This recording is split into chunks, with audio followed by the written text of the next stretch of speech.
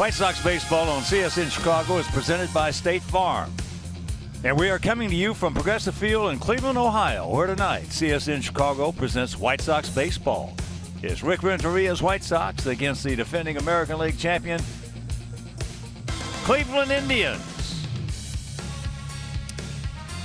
Hi, everybody, and welcome. I'm Ken Harrelson with Steve Stone as we get set to bring you Game 2 of this 3-game set. In Game 2 of this 9-game road trip, we'll have this one and one more here tomorrow, then 3 in Minnesota, finish it off with 3 in New York. But last night, a very good ball game. It was opening day here. They had 35,000 plus. And James Shields, for the second time this year, was just outstanding. And, of course, it was one of those games we lost it in 10 innings 2-1. But in that game, we saw 2 of the most talented young shortstops in the league. We're in an era in baseball where we're seeing a resurgence of great shortstops. And there's 2 youngsters here in Cleveland that are getting the job done. Tim Anderson for our Sox. This is against Detroit, takes it back through the middle. And Anderson had a particularly good series. He can field. He's one of the best around, got great range. He's got a bullet of an arm. And we throw a 360 spin, and he did it perfectly. On the other side of the equation, Francisco Lindor is one of the best young shortstops around, a switch hitter. Power from both sides. He can run. He can certainly field, as we saw last night. He's played 2.5 times as long as Tim Anderson, which means that he's got higher numbers. But Anderson has a tremendous upside, and we're seeing the upside of Francisco Lindor right now. As you can see, both 23. You see the games played, 264 to 105. You see the batting average, the home runs, the runs batted in favor Lindor, but he's had the opportunity to play more. Tim Anderson is coming around, and watching these 2 athletic shortstops on a daily basis has got to be a pleasure for not only our Sox, but their Indians. Well, pitching matchups tonight, there's a lot of talent on both sides of that bump. Last time out, Derek Holland threw very well for our ball club. Unfortunately, he didn't come away a winner in that one, but it wasn't for lack of stuff. He completely baffled the Twins. His slider was good, his curveball was pretty good, and he spotted his fastball. And so all in all, for Derek Holland, who's had an injury-plagued last couple of years, he should feel pretty good about what he accomplished. On the other side of the page, Danny Salazar, hard-throwing youngster who was hurt last year and really hurt the Indians, the fact that he couldn't really pitch or start very much in the World Series. As you can see against the respective opponents, they've both been dominating. Holland against the Indians, Salazar against our Sox, 5-1 and 5-2. The ERA is very respectable. Holland's at 260 is terrific. Danny Salazar will throw a lot of pitches, throw a lot of high fastballs, has a good straight change, and we'll see it tonight. He's got an improved curveball, and Derek Holland has just about everything well. All right, Game 2 of this 3-game set, so sit back, relax, and strap it down. White Sox baseball coming your way.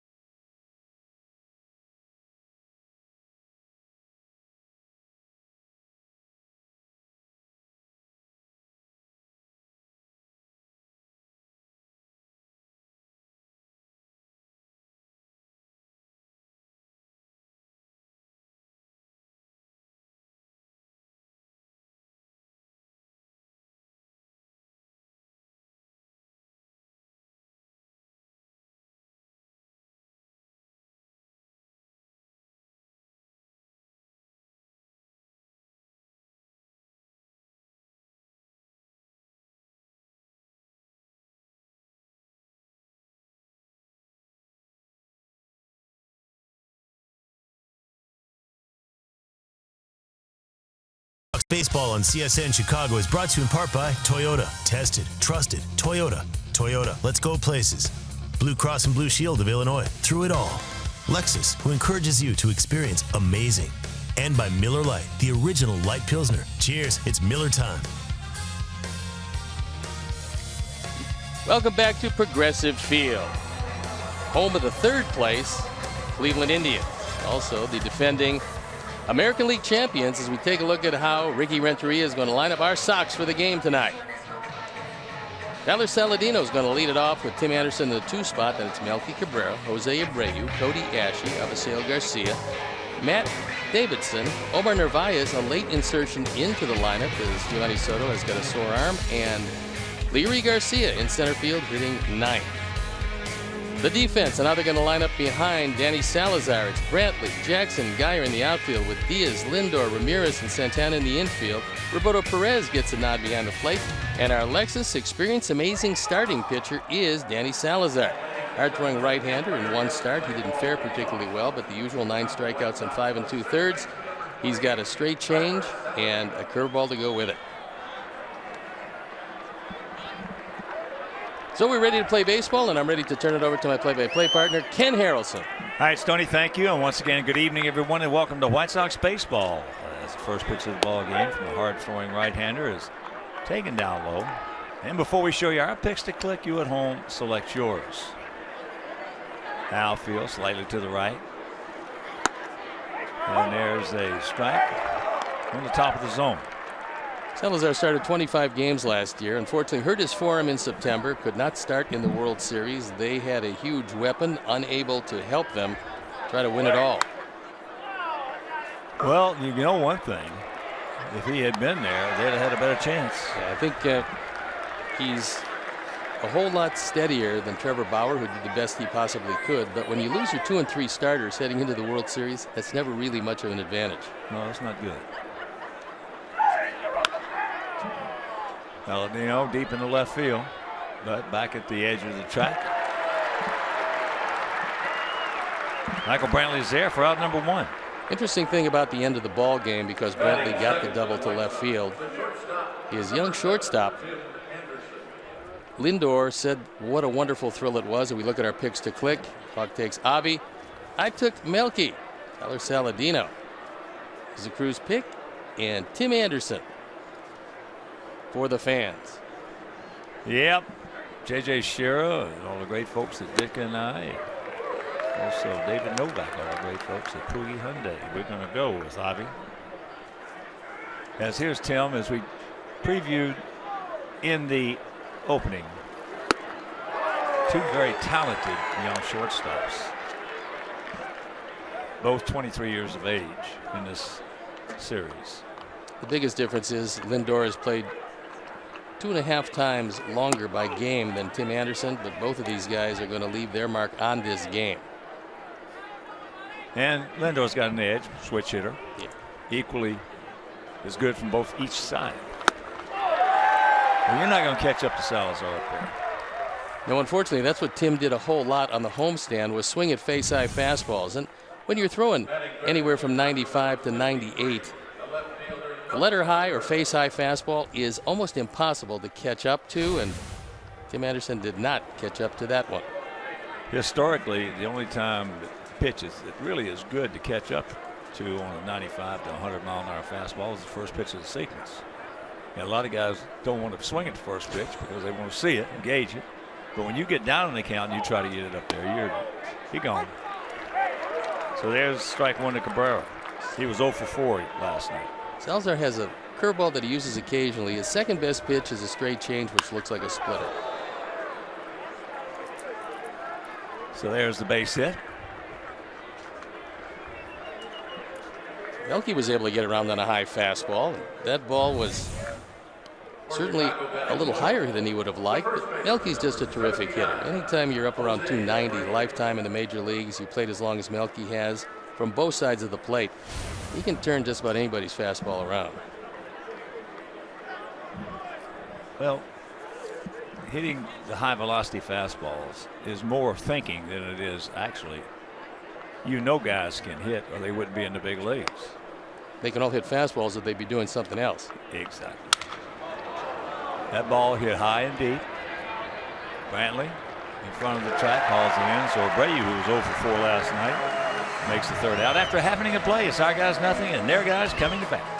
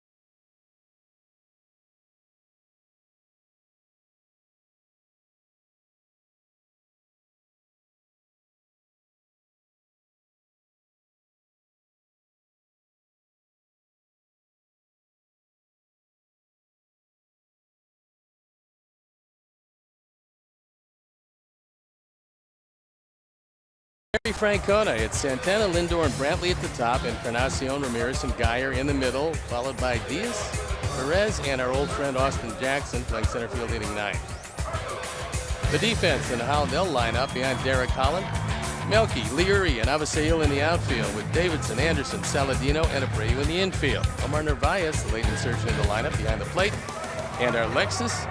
Experience amazing starting pitcher is Derek Holland, who was very good the first time out despite the loss. Only 1 walk, 5 strikeouts in 6 innings. He had pretty much everything working for him. Santana. They only have 3 switch hitters in the lineup tonight. They had 4 last evening. Santana 0 for 4 last night. Comes in hitting at .233. Last year, Santana, .259, 34 homers and 87 knocked in. And it's going to be very hard after seeing uptime and personal, so to speak, up close, that bullpen last night. It's going to be very hard for Cleveland to get beat in the Central. I don't think that, barring any type of serious, and I think multiple injuries, Cleveland probably wins this by double-digit in games. Yeah, it will have to be multiple. Yeah, they're pretty good, and you look up and down, whether it's defense, the bullpen, the starting rotation, or a certain amount of offense, that's a well-built team. Well, before you can really go into a season saying this early that you feel like that they're definitely going to win it, the first place you got to look is the bullpen, and they're loaded. Yeah, well, I mean, when you look at theirs, They're loaded. hard-pressed to find a weak spot. Hard-pressed to find anybody can compare with them. Yeah.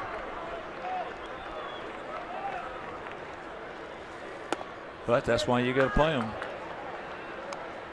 Funny thing happens on the way to repeating anything, and that is things you have out of your control, which is key injuries to guys who are irreplaceable in your lineup. That was a pretty good pitch, and he didn't get the call from Jeff Kellogg. So if he stays without calling low pitches, that's one thing. I think that Omar didn't help him because as he caught the ball, he actually brought the ball down, making it look a little lower than it was.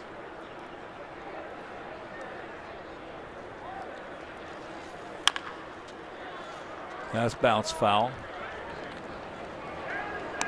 Well, yeah, that's.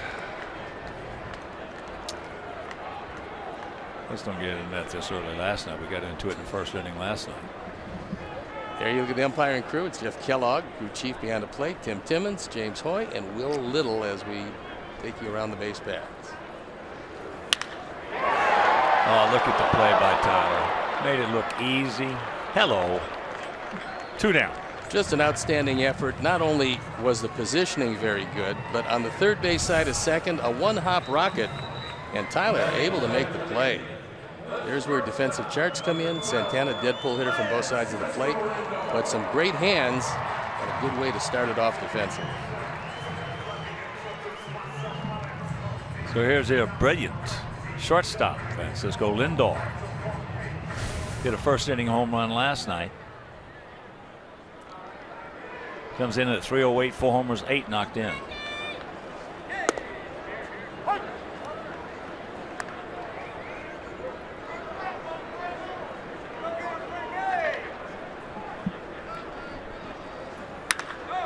That's into center field, right at him, and they have hit it hard twice. 2 down.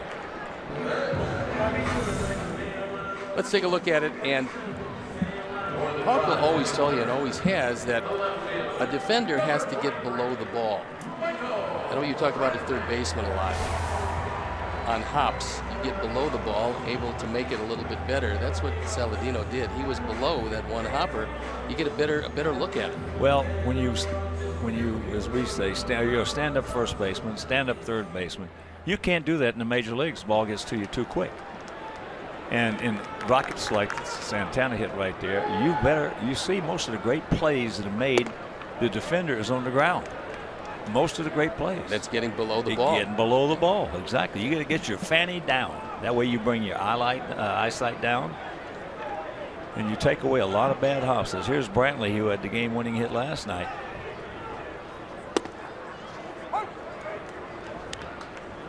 And that's what Francisco Lindor was talking about as he scored the winning run. He said he looked back, and all he could feel was just a great deal of elation for Michael Brantley, having him back and letting him come through that way. And his folks in the stands, teammates really appreciate him. He's one of the leaders. They missed him last year when he played 11 games. And to a man, they were ecstatic, certainly to win, but also for Michael Brantley, who is a huge part of this team. Well, I'll tell you how big he is. When he went down last year, most of us felt like that put him out of it. Lesser teams, they might have. Here you go. 1, 2, 3 inning. Terrific play by Tyler Saladino.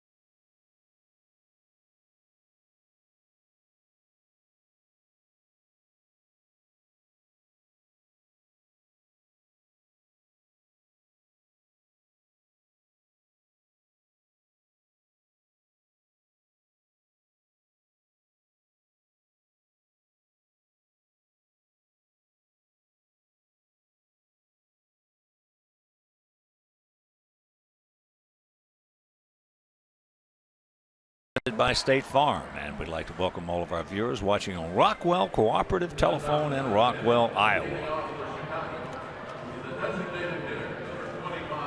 We haven't seen from Salazar that split change that he throws, but he throws it quite a bit, very effectively.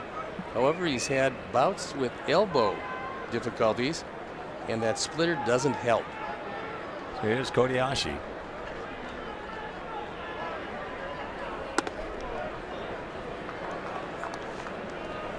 Kiva Salazar is lay off each and every one of those high fastballs. There it was. Yeah, that was a splitter, and that's a good one. It shows you the variation in speed between 97 and 85 and that straight down movement.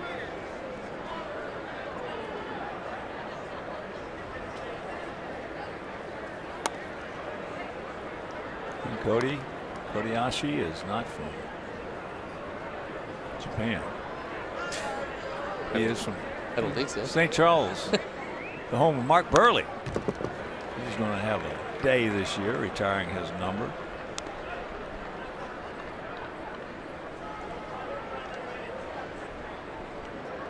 Kobayashi is a dead pull hitter, as exaggerated a shift as we've seen. Took that pitch nicely.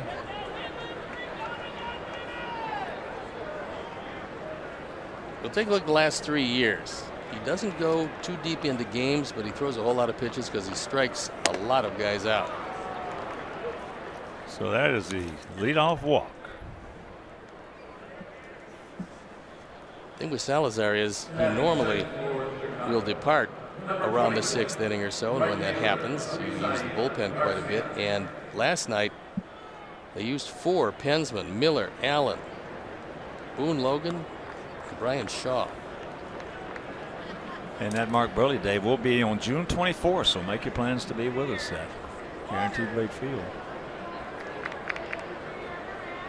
The retirement of one of our great players in the history of the franchise. Here's Avi. He was 1 for 4 last night. Sox come in hitting at .226 as a club, but they have a very fine 2.80 team ERA. Derek Holland, a big part of that is he threw very well and had a good first inning. And a bounce back year from him is big for the Sox because he had an injury plagued last probably 2.5 years.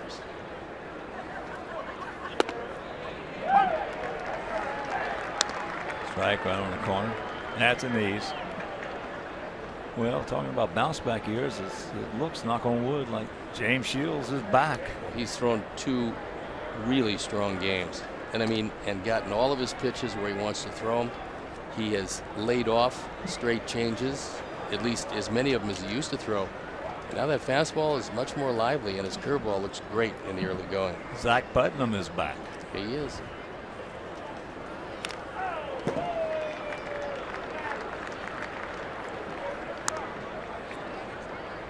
Indians have both Perez and Gomes behind the plate. Neither are going to hit for big averages, but they can both catch it, call it, block it, and throw it. They're both very good defensive catchers. We saw Gomes throwing last night. Perez is his equal. That ball hit high and deep. Stretch. It's going to be over his head. One hop into the seats. Dadgummit. Well, the ground rule double, but trouble brewing for the Indians. We have ducks on the pond and nobody out. Geyer did not make a particularly good route to this ball. However, it's doubtful if he gets a glove on it anyway, as Avi crushes it. The wind tonight, not near what it was last night. So it kept this ball in the ballpark, but one hop rocket out of the park. No chance for Geyer, and something brewing here in the second. So here's Matt Davidson. He pinch hit last night and hit one just about out there where Avi did, except it was off the wall. But you're right. Geyer did not take. No. That was not a good route. Put it that way. Well, the Indians in the early going will play their night games at 6 o'clock. That's really good news to their pitching staff, and not particularly good news to hitters, because the visibility right now is not great, which is one of the reasons why walking people early is not a good recipe to win a ball game. It's Terry Francona. Pretty happy with his club to this point. Well, you got pitching like the Indians have. They'd like to start maybe all of them at 6 o'clock. And it's good news for the fans, certainly, I'll tell you. Get in, get out, and have the rest of the night to yourself. And the Indians, who do a really good job of winning at home. Last year, 53-28, tied for the best record at home in the American League with the Texas Rangers. So they dominated here at Progressive Field.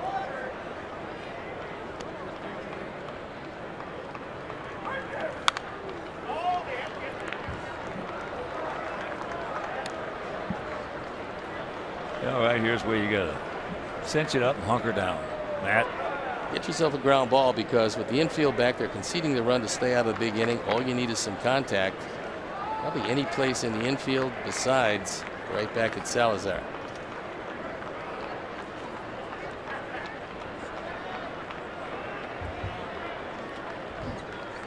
Davidson choking up just a bit, as all the Sox players with 2 strikes are going to be choking up this year, which is good news. As there's a shot. That's a base hit. Ivy read it perfectly. He read it perfectly. And here's the throw. He'll score. And it's 2-0 good guys. Terrific base running right there by Avi Garcia. Well, he could see a sinking line drive and had a pretty good idea that Brantley had no chance for it. Then Brantley doesn't have the most powerful arm. This is a high fastball. He takes it into left field. That's the difference in choking up and not choking up so often, is that if you're down on the handle, there's a good chance you might not get to that high fastball. The shorter the bat, the shorter the swing. And with 2 strikes, I love it. Well, you got a guy in Matt Davidson that is battling for an everyday job. And the way he swung the bat in the early going, looks like he's making a pretty good case for himself.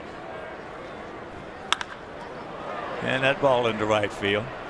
Geyer, he's there, makes the catch. There's a tag by Davidson. He'll go into third. So the Sox doing a lot of good things here.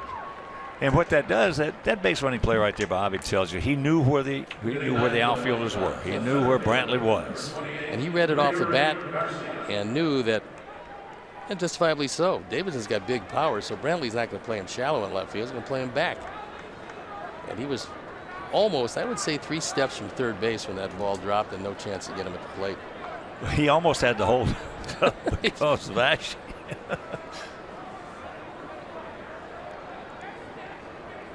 So they bring the infield in with 1 down. And here's Liuri.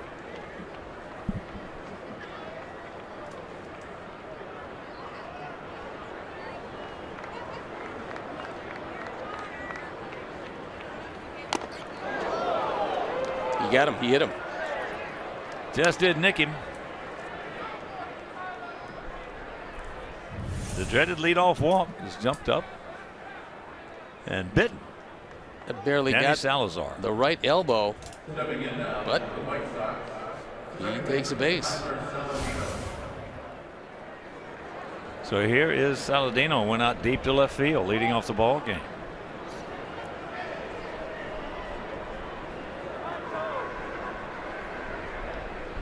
Not a whole lot of wind tonight. What wind there is blowing in from right center field. First time we've seen that in a game and a quarter.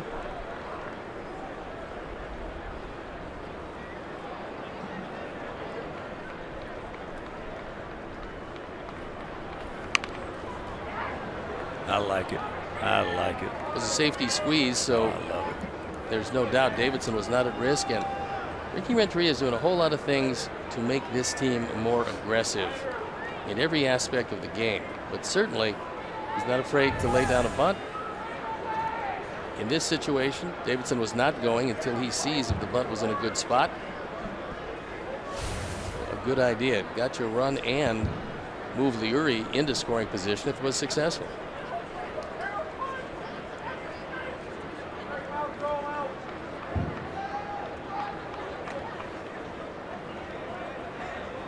That was a terrific, the call, I should say. That was a terrific call, because the call is only good before the play.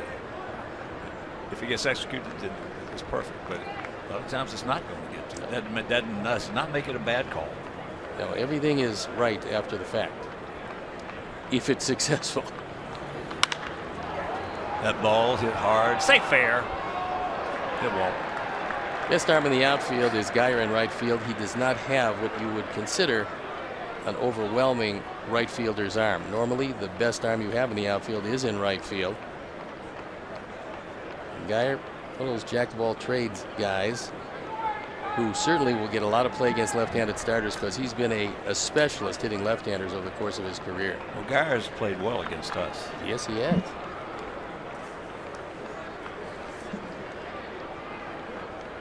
Oh, 0-2 the count.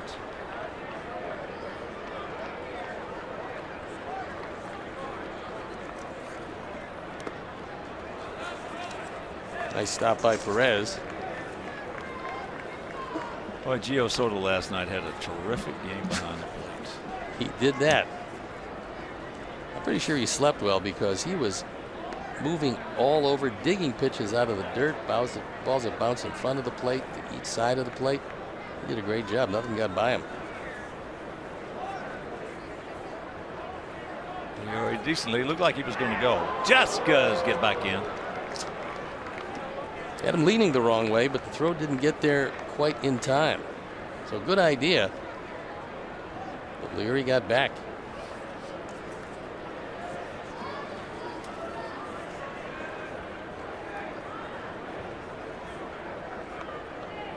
Infield at, of course, double play depth. Gap out there in left center.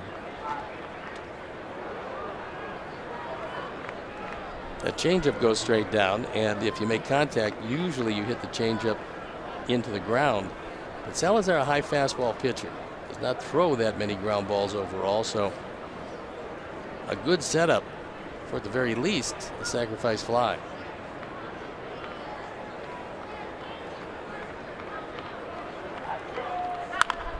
Out and around it.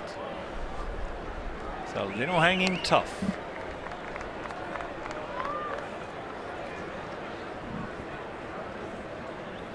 Last year, Salazar got right around 50% of his strikeouts with that straight change. That's how big a pitch it is for him normally.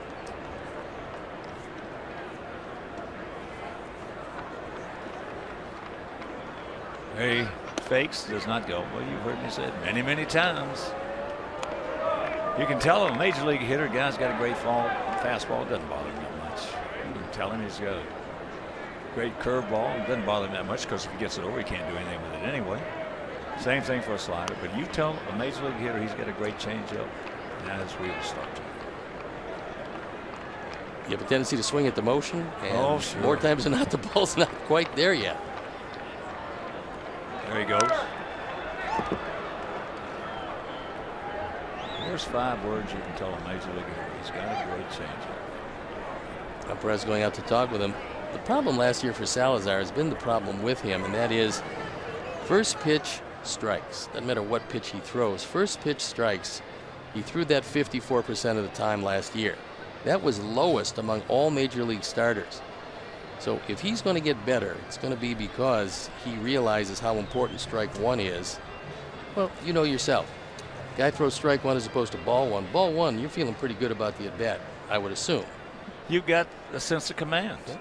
0-1, he's got a sense of command. It changes the whole dynamic. It's funny how not 100% of all pitchers think that way. You thought that way. Yeah. I think that way. I wasn't a pitcher. It was most important. There he goes again. There's the throw. They're going to throw through and get him. Well, we told you that Perez just has a cannon for an arm. It was a strike him out, throw him out, I believe. Yep. Watch it again. It's right there, and the throw is just perfect. We've seen 2 throws in this series, and both of them, one by Gomes, one by Perez, right on the money. And that's going to be it for the Sox half of the second. They lead it 2-0.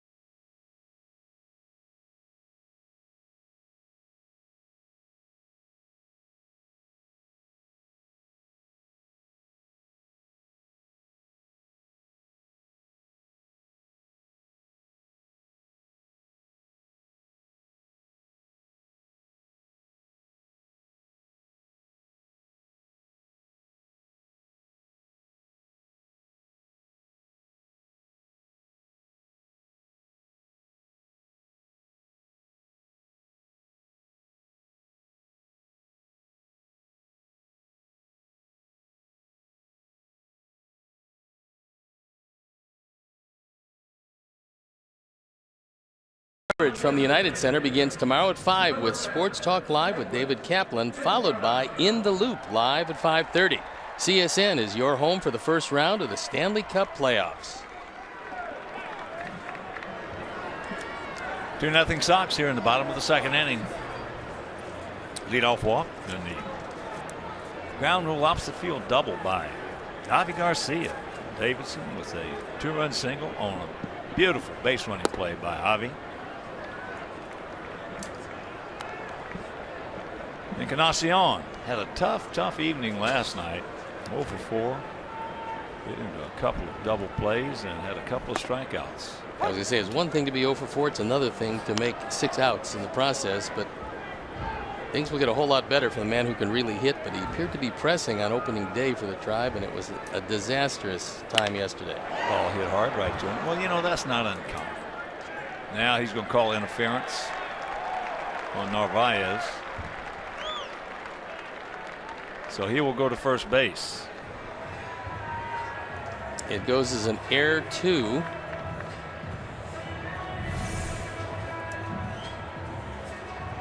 He hit the glove. You see it fold up as Omar brings it back toward his body, and he points right away to Jeff Kellogg, who heard it and sends him to first.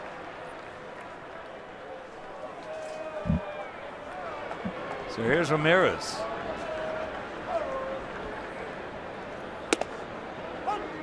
Takes first pitch strike. Ramirez, a switch hitter and a good one. He had a double last night, got on base twice. And last year, a .312 batting average for a man who the previous 3 years averaged .239 combined.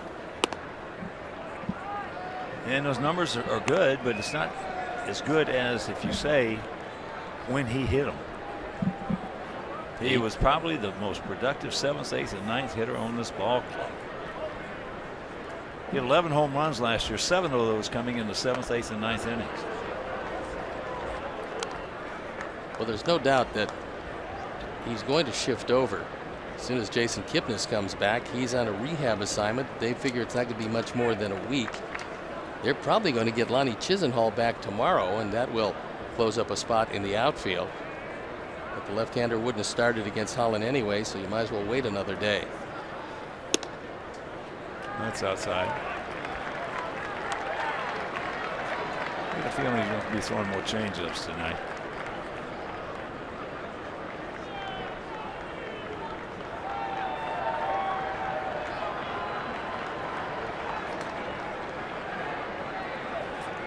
Three and one.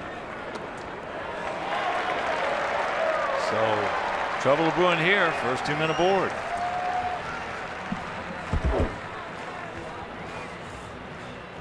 Let's see our White Sox take on these Indians on Friday, April 21st at 7:10. First 20,000 fans in attendance will receive a White Sox tote bag presented by MLB Network.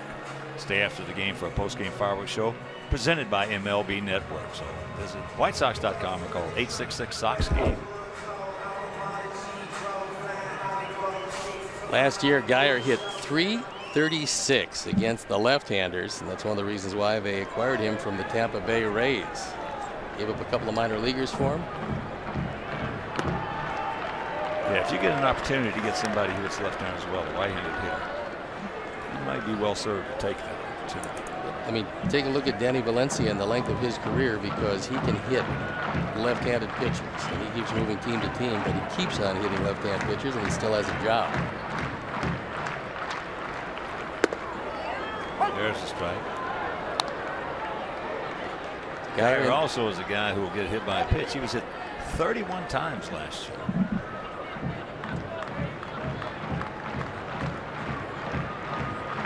Geyer got the big hit in the World Series off of Aroldis Chapman that tightened things up late in the 7th game.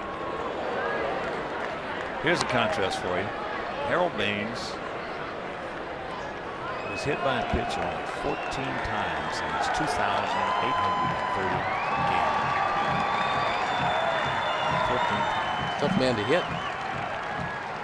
Carl Yastrzemski played 23 years, and he was only hit 40 times in his career. And believe me, Yaz was thrown out a lot. And you win a Triple Crown like he did, you can get thrown out a lot.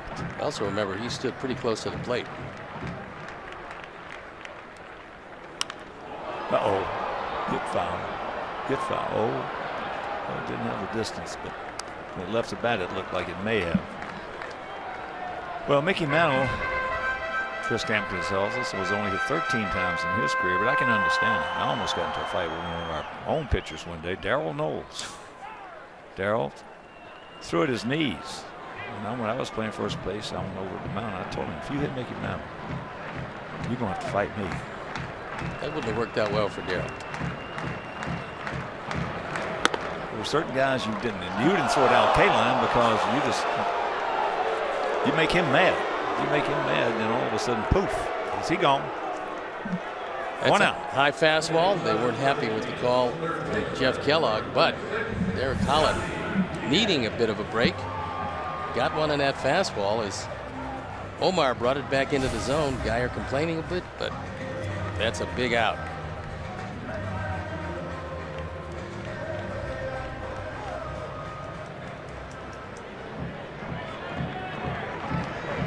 Here's Yandy Diaz.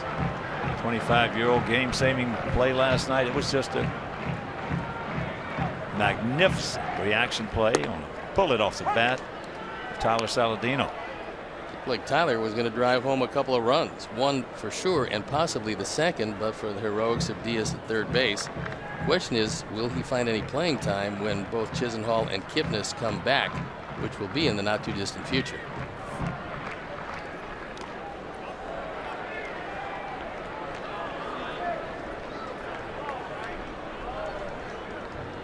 Yeah, that play he made last night was just a sensational catch. That was the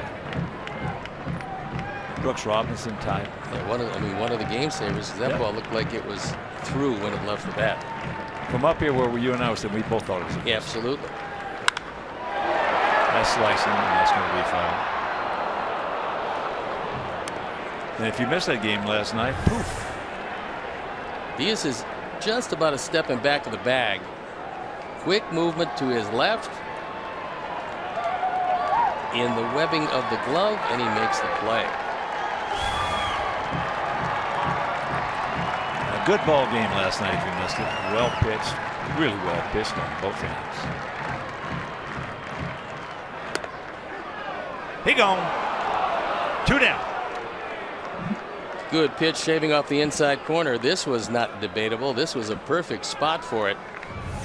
We'll take another look. You see where Omar wants it. He wants it on the inside corner. Didn't even have to move the glove. It was right there, painted. Remember when we talked about when we acquired Derek Holland? I told you I love this guy because he's a left-hander that loves to pitch inside. All he's got to do is stay healthy because his stuff is really good. That's it. I mean, he's got 4 different pitches he can get over the plate whenever he wants to, and just a question of staying healthy. Well, when Rangers had some of those good-looking pitchers down there, to me, he was the most impressive of all because he pitches inside.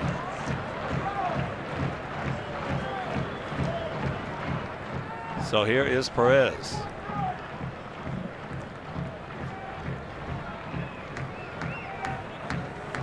Perez can occasionally put a charge into it. He's not going to hit for a high average, but he will hit the ball out of the ballpark on occasion.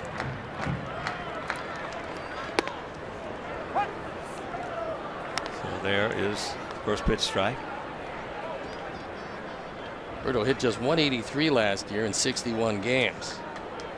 He managed 3 home runs to drive in 17 runs in those games. But defensively, you saw in that throw, you'll strike him out, throw him out, how good he can throw it. Maurer sucks it up, throws him out. So he gets the first 2-minute board and then strikes out a pair and gets the ground ball. We'll go to the third leading 2-0.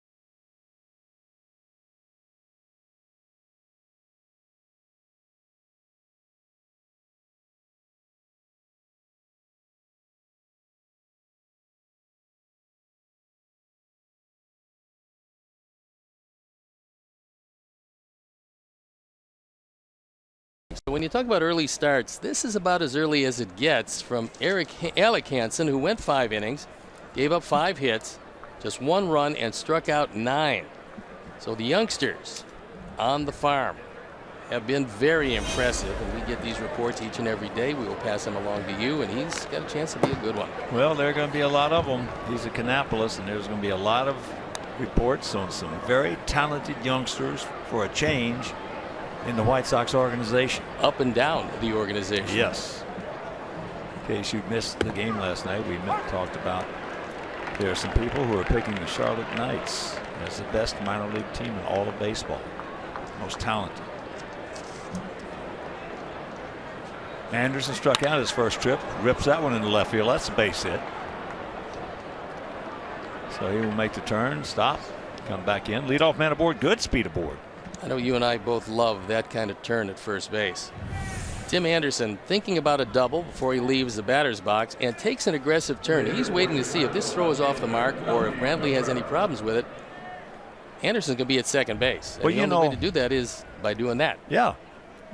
One of the highlights for me in last night's game for us is when, as here is Cabrera, he singled into left field, or center field, I should say. In the 4th inning, when Abreu hit a soft ground ball, when I say soft, it was medium, to second base and absolutely busted his butt down the line. That was one of the highlights of the game for me. Well, he's one of the guys that has to show these young players how to play the game, and I think he's going to take to that responsibility. Well, you know, he said in the past he wanted to be the leader of the ball club, and you can't do it by hitting ground balls and just trotting down to first. Nope. The way a team runs to first base can define an organization. So that's out number 1, 3rd strikeout.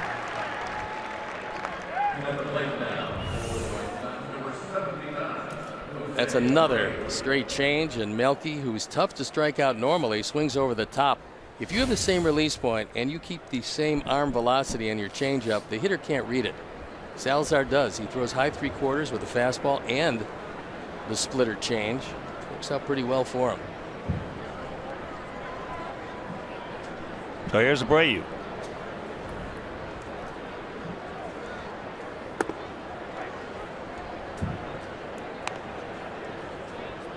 Outfield playing just a step or so toward right center. With Austin Jackson, as you can see, not much, not a severe shift, and pretty much in the infield, it's straight away for Abreu.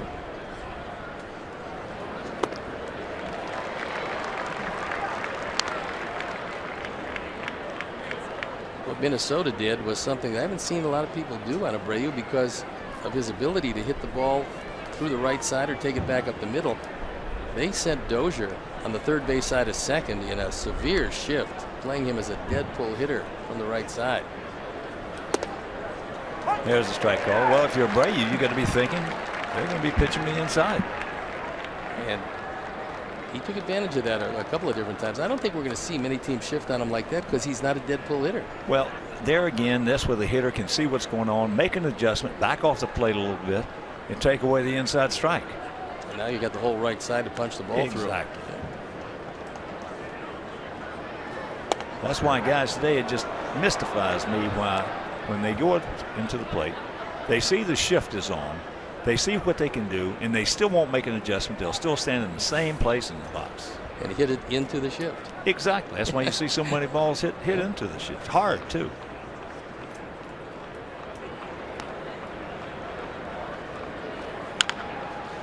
Out and around that one.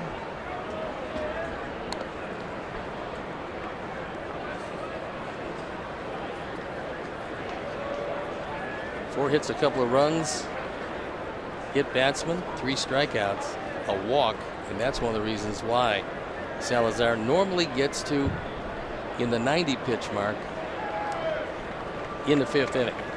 Sometimes he'll go over that. It'll make for a fairly short stint. You know, that's getting to be one thing that general managers, not all, but some general managers are starting to look at. What's his average pitch count going into the 5th? What's his average pitch count going into the sixth?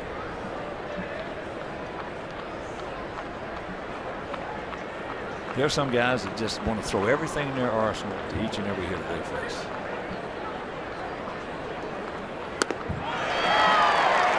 And I think another thing, Hawk, that might be a little more difficult to quantify, but certainly is right there. I think for any pitcher, you can go to the well 2 different times. I mean, you're in trouble like Salazar was in the second inning. He went to the well, and he tried to get out of that without giving up any more runs. So that's once. Most pitchers can do it twice. When you get to the third time, only the horses can pitch their way out of a huge jam for the third time. And that's what you have to look at. Well, it amazes me the similarity in charting as that ball gets away. So Tim in the second base. It's amazing to me how charting Major League Baseball players are similar to charting horses. The great jockey Eddie Arcaro was a member of the club that I belonged to down in Miami Beach, Lagos. We used to play a lot of golf together, and he was telling me the same thing about horses. He said usually most thoroughbreds have 1 run out. Yeah, it's a one move closer.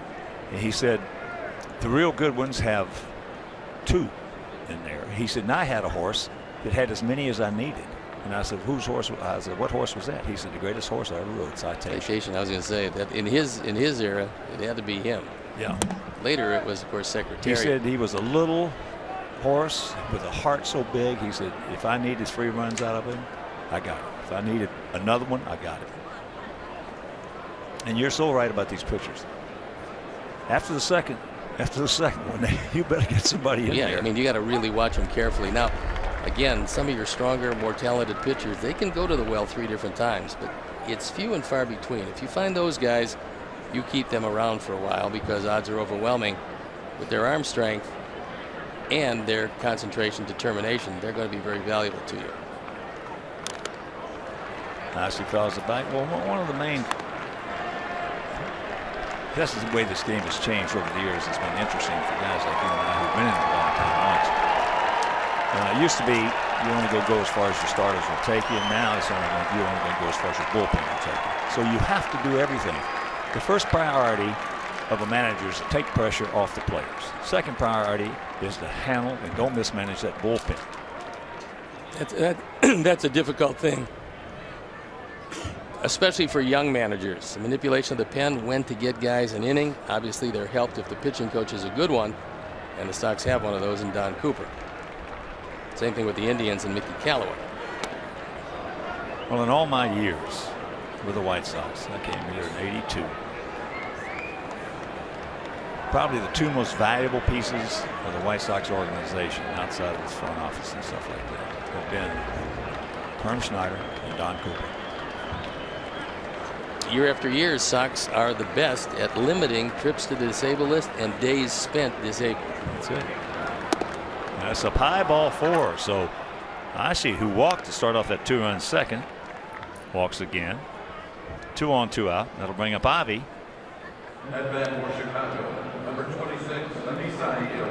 Ivy, who had big hits so far, to set up that 2-run single by Davidson. It is very early as far as this year is concerned, but Avi has put together a hot streak for the better part of each and every game and swinging it just exceptionally well, and he's hitting it everywhere. Well, we talked about it in spring training when I came out to do the Cub game. Just let him play. Just let him play. And with that talent he's got, he's going to get things done. Oh, he just missed something. High towering pop up. Lindor is there, makes the catch. So we have a mile 2-out threat go by the boards, but we still lead at 2-0.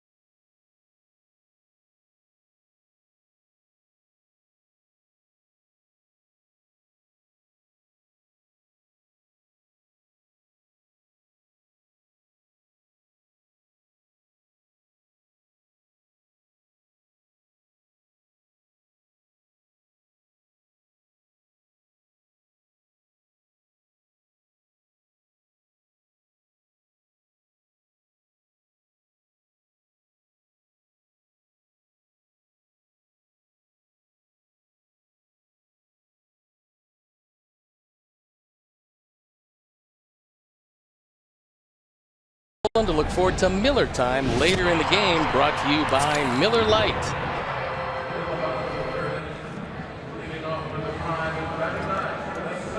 Bottom of the third inning and a 2-0 Sox lead. Sox with 2 runs in the first. She walked to lead it off. Ground rule double to right center field. High towering drive by Avi Garcia, and then Davidson with a solid 2-run single, and Avi read it perfectly. Of a line drive in the left field and scored. First pitch strike. Austin Jackson. Boy, what a start. He helped us get off to last year, 23-10. And came down later on with a severe injury to the leg. Did not play anymore. But when he went down, then very few people talk about it. That was one of the big blows and losses for us last season. And one of the biggest factors was with him in there, it allowed Adam Eaton to go to right field, where he absolutely excelled. It was a magical year defensively for Adam Eaton, and he could play there because Jackson took care of alley to alley in center field. Jackson, and nothing hit the ground in the outfield. And when he had to move back to center, he's an adequate center fielder. He was a great right fielder. Yeah, he was a gold glover in right field, Adam was, but Austin controlled that. The whole dynamic of our outfield defense changed when he went down.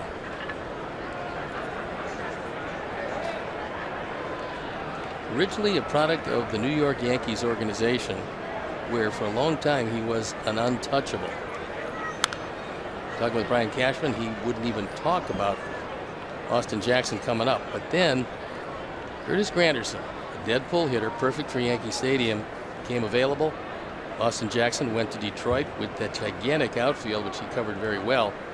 And Granderson was able to take advantage of the short porch and right center in the Bronx. He's off. Good try right there. But he did not bite. So a full count. Austin, who is a .272 career hitter. Payoff pitch. Just misses inside. So the second walk issued by Derek. The tail end of this road trip is going to find us in New York playing the Yankees, and they took a big blow today. Brett Gardner in a collision with Ricky Weeks at first base. Both of them eventually left the game. Gardner immediately, Weeks an inning later, and no report to see how both of them escaped what was a very bad collision on a play at first base where a throw came up the line. Here's Santana. He was robbed of a base hit on a beautiful play by Tyler Saladino. Cabrera in left. And that's out number one. And you can join Ron Kittle, the big man from Gary. Ron Kittle Charities for a cigar social with Jerry Reinsdorf at Biggs Mansion tomorrow, April 13th. Now, special guests include Harold Baines, Ozzie Guillen, Bobby Hull, Ron Kittle, and Jim Thome. All proceeds benefit Ron Kittle Charities. That should be interesting. I'd like to get a tape of that. It'd be quite a night. It's a beautiful facility. It's 3 floors. It was a great restaurant in its time. Now it's a cigar club. Beautiful. And the folks going will really enjoy it, as will the people who are scheduled to be there. Well, I don't smoke cigars. Never have. I love to smell them. But I don't like the smell of my clothes once I leave where we've been. That's a problem. Yeah, I'd say that's a problem.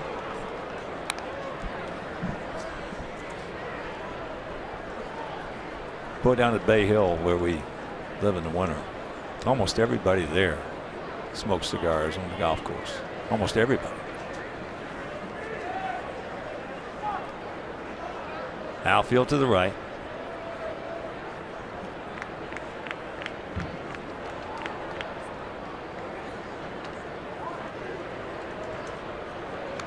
He's Sandy Alomar in your picture. He's the first base coach. Mike Sarbaugh, the third base coach. Sandy rumored for a long time to be under consideration to be a manager, and so it has not been his turn yet. Hopefully before it's over it will be. Well, you take guys like Sandy, and you know how I feel about Latin managers. That, to me, 10 years, you're going to have. There's only one right now. We have it, Rick Renteria. In 10 years, you're going to have a lot of Latin managers, and when you get guys like this man right here is a manager waiting to happen. He is smart. He is tough. And got Dave Martinez. Dave Martinez is another manager waiting to happen. You got some guys out there because of the fact, I've never seen it fail. If you get a manager, or if you get a club, let me reframe that. If you get a club who does not have a leader on that ball club, that club every time, not 99%, every time will take the personality of the manager. Every time. And when you get with the influx now of Latin players going up and up and up, nothing gets lost in the translation. And I've mentioned this before. People don't really know. A lot of people don't know that two of the most successful managers we've had in the last 50 years were Lou Piniella and Tony La Russa, and they both spoke perfect Spanish. As does the man you're looking at, former first-round draft pick of the Pittsburgh Pirates. Shortstop. He and Terry Francona drafted 1980, both first-round picks, and both in their respective dugouts, managing head-to-head today. 2 of the last 4 years, by the way, Terry Francona, the man you're looking at, was named American League Manager of the Year. What a job he did last year when you consider his ball club was literally eviscerated late. They didn't have Brantley. He played 11 games. They lost their 2 and 3 starter, and still take it to the 7th game of the World Series before finally succumbing to a wonderfully talented Cub team. That ball hit in the right field. Ivy's got the bead, got the ball.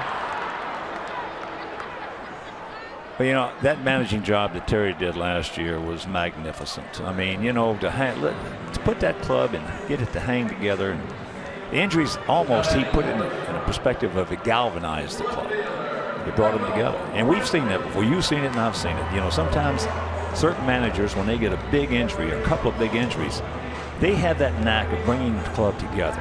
It's us against them, us against the world, so to speak. And put them in that mentality. And one of the greatest jobs I've ever seen for a 5-year period was done at Tampa Bay with Joe Madden. That stuff he was running out there every day and put 4 flags up on that wall out there. Well, they seem to change their bullpen almost in its entirety on a yearly basis because obviously of low payrolls. Madden did a great job with the Rays. Well, he's won 200 games in his first 2 years well, with the Cubs. He's got himself a little bit better ball club with the Cubs than he had with Tampa. Just a little bit. Just a little that bit stuff better. He was running out there at Tampa. Yeah, I remember you and I used to shake our head and say, wow. He couldn't write down Bryant or Rizzo or Russell or Baez or any of the guys. He couldn't write them down in Tampa. Big hack by Brantley. Well, look, Terry Francona came here for the simple reason he was a winning manager with the Red Sox. He knew that culture. He came here having to change the culture of the Indians because this was not a team used to winning. And he helped change things. That and some cooperation with the ownership, spending some money, and delighting the fans here in Cleveland. Always been a great place to watch baseball in recent years, fell in hard times. But the 455 consecutive sellouts will tell you it's a good baseball town if you give them a very good product. And right now, they have a very good product. Yeah, I picked them to go all the way this year. And again, I picked them to go against the Cubs in the World Series. But the thing is, is we talked just a couple of innings ago. The first responsibility of the manager today is take pressure off the players. And that's what I'll guarantee you the Cub players probably play with less pressure on them than any team in the major leagues. Well, that's what Joe has been doing. It was second nature to him. That's what he's been doing every year he's ever managed. Oh, yeah. Yeah.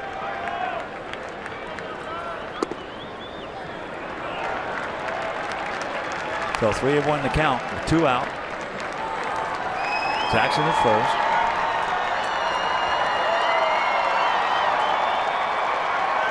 This is where if you're hitting on 3-0 when you know that man's behind you.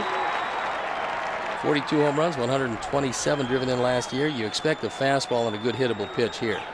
Well, I was just getting ready to say Terry Francona is one of the best, if not the best, certainly in the American leagues. That ball driven out there deep is just what Steve put a good call on that. He has run the best year in and year out 3-0 offense of anybody in this league.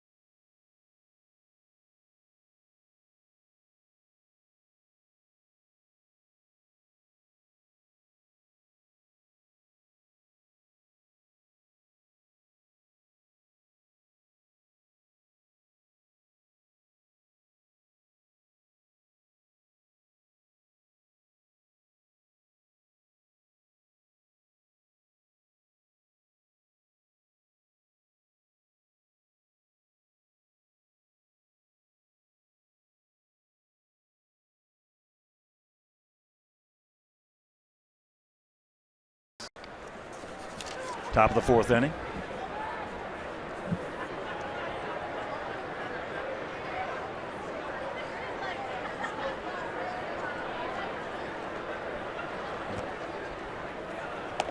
That's over the head of Matt Davis, who drove in both runs. First pitch strike for Salazar has been very elusive. Last year, a little over 50%. This year, probably in the same neighborhood. Not throwing strike one very much. 1-1 to count. Now with a big base hit last night, put us in position to possibly win that ball game, and then put us ahead with that single. And great piece of base running by Ivy Garcia from second base. That's one thing that you and I have talked about for the last few years. We have not been what you would call a premier base running club. No, indeed, we have not. But they worked on it a lot in spring training. They work on it every year. This year, they got some guys who can run. But you don't have to be fast to be a good base runner. You don't have to be fast to know how to run the bases. As I said many times, not that Carlton Fisk was slow. But Carlton Fisk was probably the best base runner as far as knowing how to run the bases that we had on the team. And as I said, he by far was, from the fastest we had.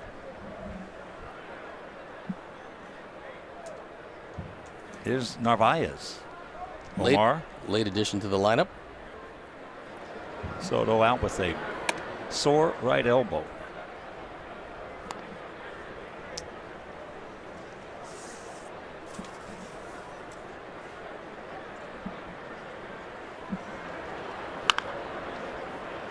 We were talking earlier about Latin managers coming into play down going forward.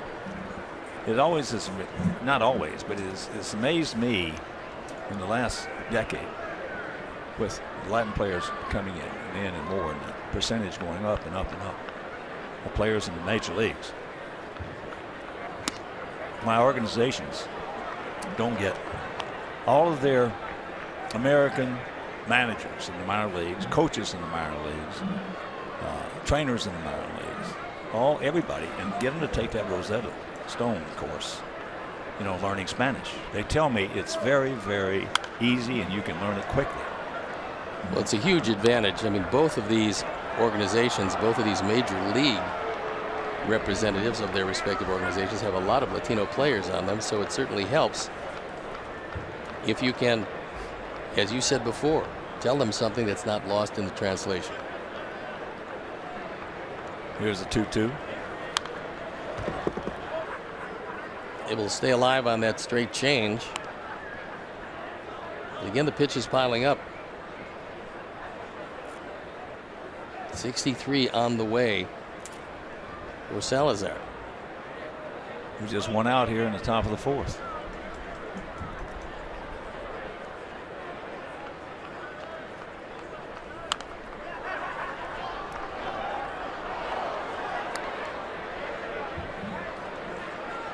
Salazar, 27 years old, out of Santo Domingo. Steve mentioned, not a big guy, he's 6 feet tall. And you stand next to him. I've talked to him before. You might think he's a little shorter than that. Probably could be, but got a big arm. No doubt about that. Yeah, that Kelvin Herrera for Kansas City. Very small guy. He can run it up there 100, 101, 102. That bullpen not near the same. With Wade Davis gone, Holland injured, and then he's gone. Different bullpen these days for Kansas City. Used to be state of the art, not so anymore. Now it shifted over here to Cleveland. This is the state of the art bullpen. Yes, in this league it is. Yep. Well, as we said, Dayton Moore did a wonderful job. He actually created the model in giving his manager a 6-inning ball club. He can just manage for 6 innings, get a lead, and then go to that bullpen. But they also cut a break as he calls him out on the pitch.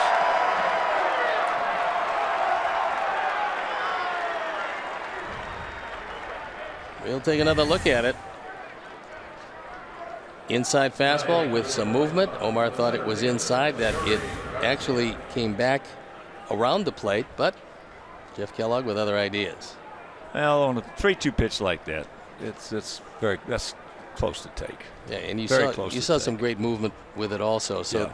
that one was one of his better two-seam fastballs. So here's Leury.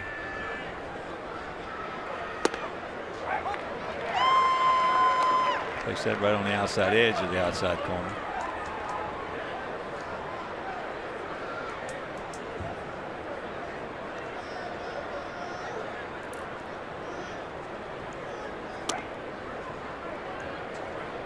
Stelzer hasn't been able to get his curveball over the plate yet, so he's doing it as a two-pitch pitcher.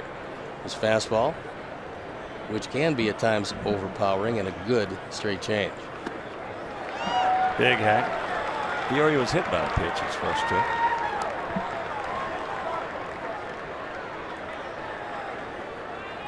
Salazar went through Tommy John surgery in 2010, bounced back from that. Chopper, right side. 1, 2, 3 innings for Danny. That's the first time he's had one of those, and he trails at 2-0.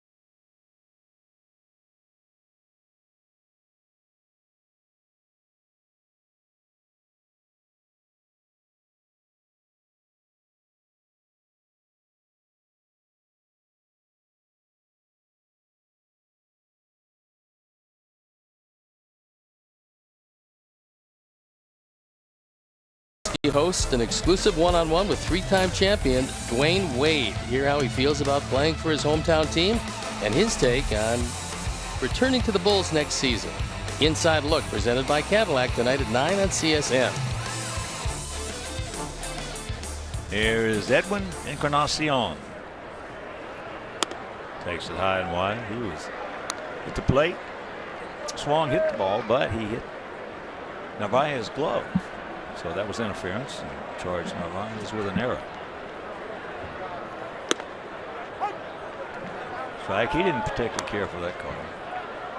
You can understand why when you take a look at it. You know, not many guys that I played with, but I played for one particular guy. That's when I fouled. On cold nights like this, he used to tell us before the game, he said, look, you got to remember, because we used to go for umpires in the pregame. You know, you did too. Well, I was going to say, that's part of it, because if you know the strike zone, you're not going to give up a pitch trying to find out where the strike zone is. And this manager used to tell us, hey, these guys are human beings too. It's a cold night. You can expect that strike zone. As he hits him on the fist, fouls it back. He said, you can expect that strike zone to be a little wider and be a little bigger. So you just think about that and you take that into consideration. And, you know, once he told us that, you know, players, just tell them what the rules are, and they'll adjust to that. And the rules mean back in those days, the strike zone would get bigger on cold nights like tonight. So if they call one like that, you didn't mind it. You expected it. He gone. One out.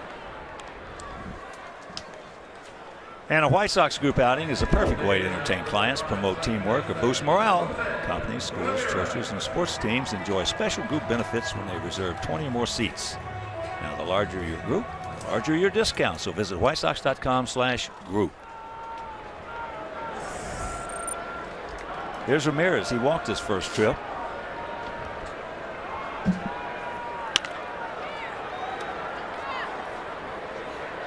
Saladino's getting to remind me a little bit of Cal Ripken Jr. Seems like every time the ball's hit, he's right in front of it. If he has half the career, he will make himself a very wealthy man. You know, Cal couldn't run a lick. You know, at best he had below average speed.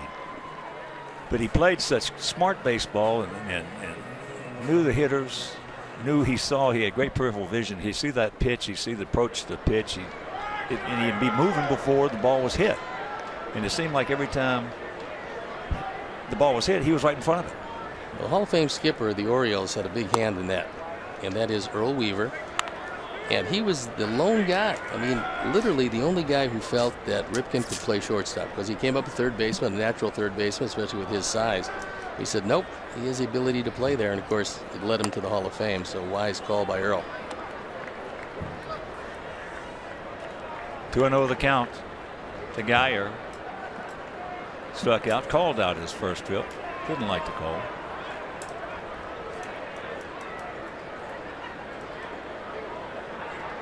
Two, 4-1 for us. No runs, no hits, no errors for them. Geyer is way choked up on the bat for what usually is a hitter's pitch at 2-0.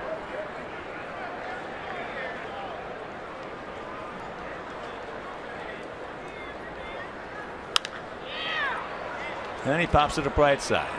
Saladino makes the catch. 1-2-3 inning.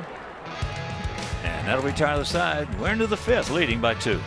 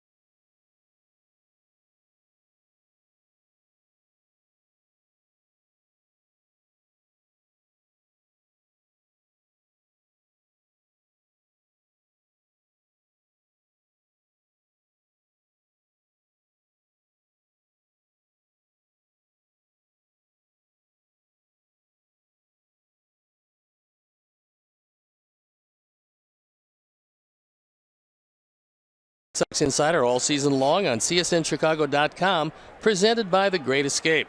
Pools, patio furniture, hot tubs, and more. Escape your everyday. Shop The Great Escape.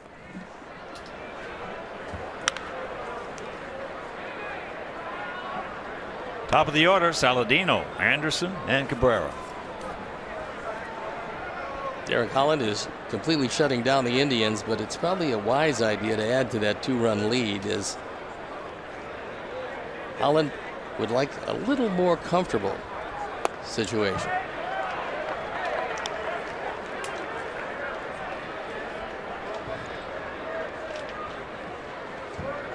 Quickly, 0-2 the count.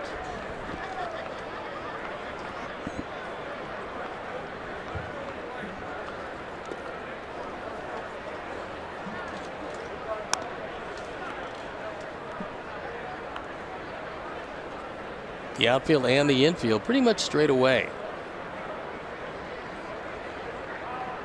See Santana well off the line at first, not expecting him to shoot one down that way. 2-2.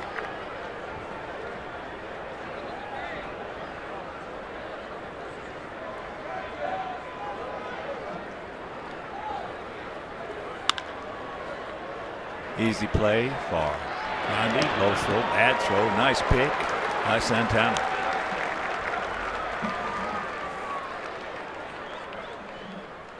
And the 2017 Chicago White Sox are presented by Guaranteed Rate. Buying a home, the best mortgage experience on the planet, starts at rate.com.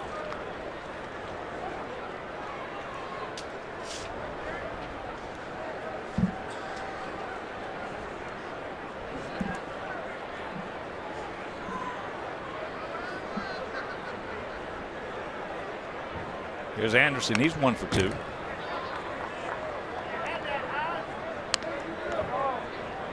Second of a 3-game set. We lost the opener last night in 10 innings, 2-1.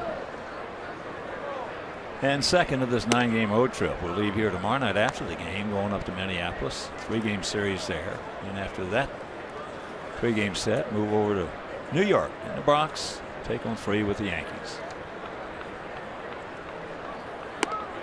Checks it up and count 1-2.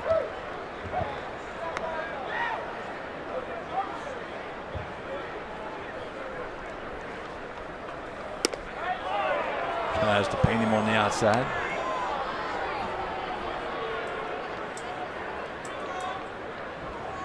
It's number 80 on the way. Salazar had one rough spot. Other than that, thrown pretty well.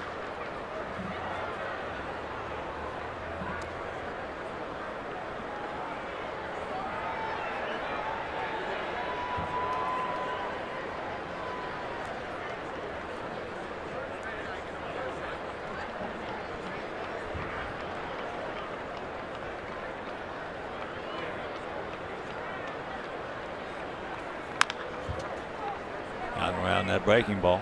Did a good job of staying alive. That was a good curveball, one of the few that Salazar has gotten in the zone. Soto thrown strike 1, 13 of the 21 hitters he's faced. Even with great stuff, that's a tough hill to climb if you don't consistently throw strike 1. Well, you know, he almost every breaking ball he's thrown through the first 4 and the third, with the exception of that one. Got him. It looked to me like he's just overthrown. So 2 down. Could very well be, because curveball is not a velocity pitch, it's a rotation pitch, and that's why the spin rate that they're monitoring these days, the spin rate's so important, because that'll tell you how tight that curve or slider is. The spin rate also on the fastball. That is one of the better of the analytical tools. Well, when you pitched, you were a breaking ball pitcher for the most part who knew how to pitch up with a fastball. But one thing, in your time zone, the seams were a lot bigger than they are right now. There's no doubt. I mean, you could lay that middle finger against that seam and rest it on there. Did you have more trouble in cold weather throwing the curveball? Absolutely. I mean, you don't get that feel in your fingertips that you really need, and so it becomes a little more difficult. But now they allow you in cold weather to blow into your hand on the mound. There's a nice play by Santana. It's the second nice play he's made. And Salazar took his eye off the ball. It should be an error on him.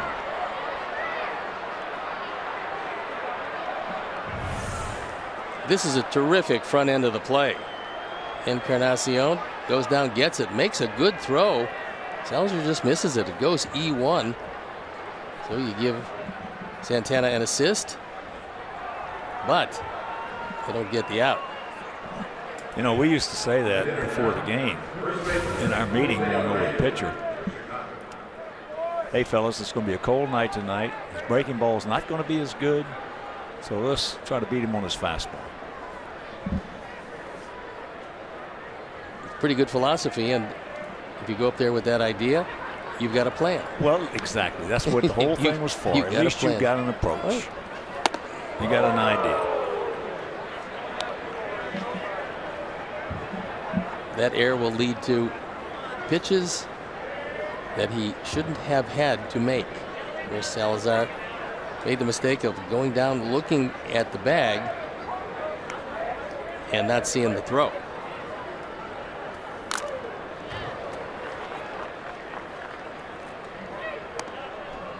Abreu has gone out to left and struck out.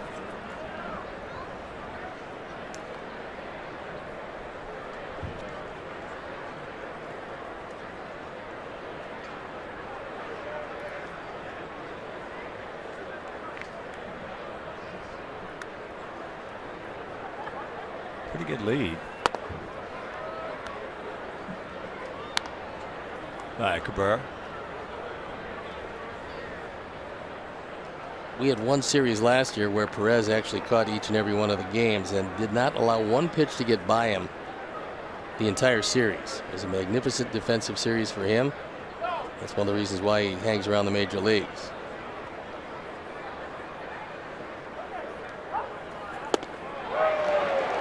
Pulls off that pitch.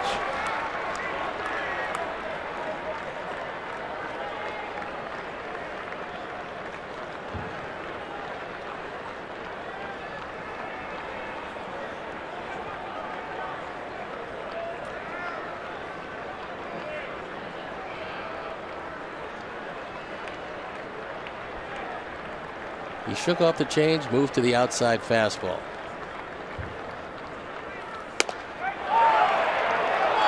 That ball was off the plate. The umpires in the stands certainly wanted it, but it wasn't all that close. This is the pitch that Salazar wanted. He does not get it there as Perez has to bring it back a few inches, and Jeff Kellogg isn't buying it.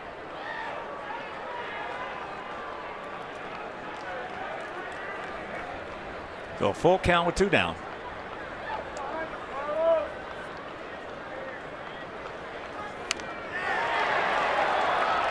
Just got a piece of it.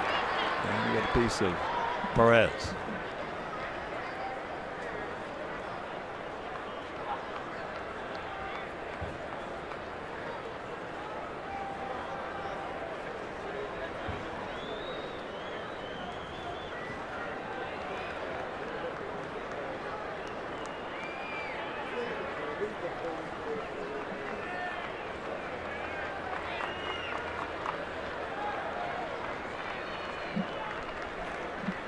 And once again, the payoff.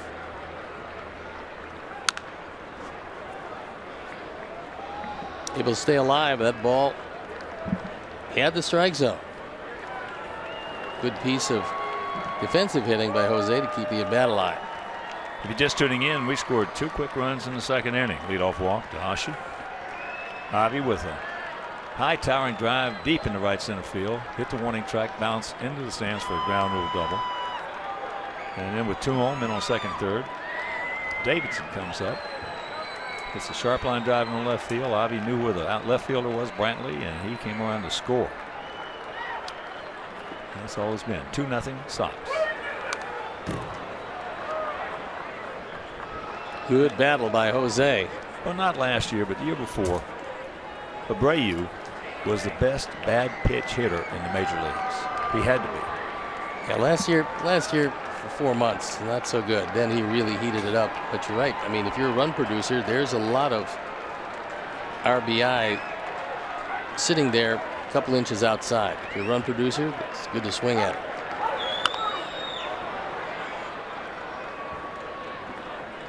Elke's getting a workout. He has to retreat once again to first base. And this will be pitch number 94 coming up. Pretty standard Salazar game when you get through the 5th inning. He'll have anywhere from 6 to 10 strikeouts and usually have in the neighborhood of 100 pitches.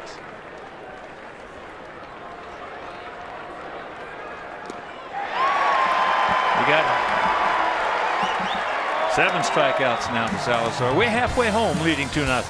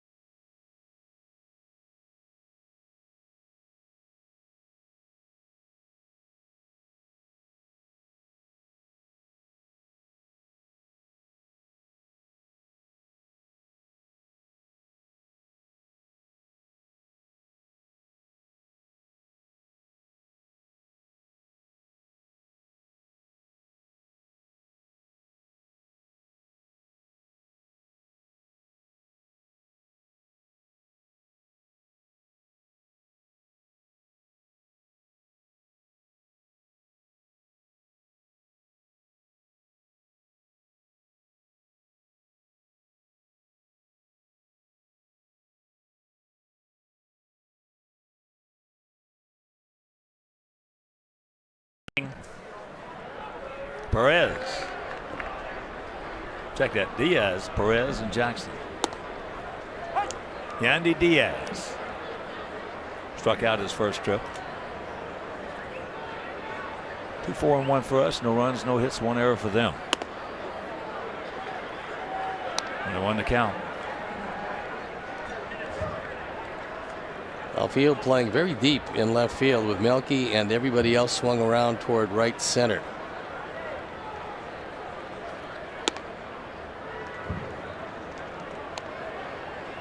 Two balls and a strike.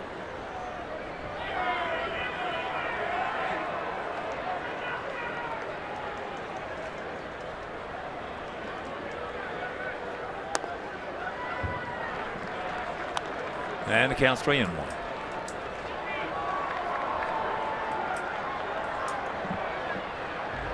Nary a hit to this point. A couple of walks, 4 strikeouts for Derek Holland.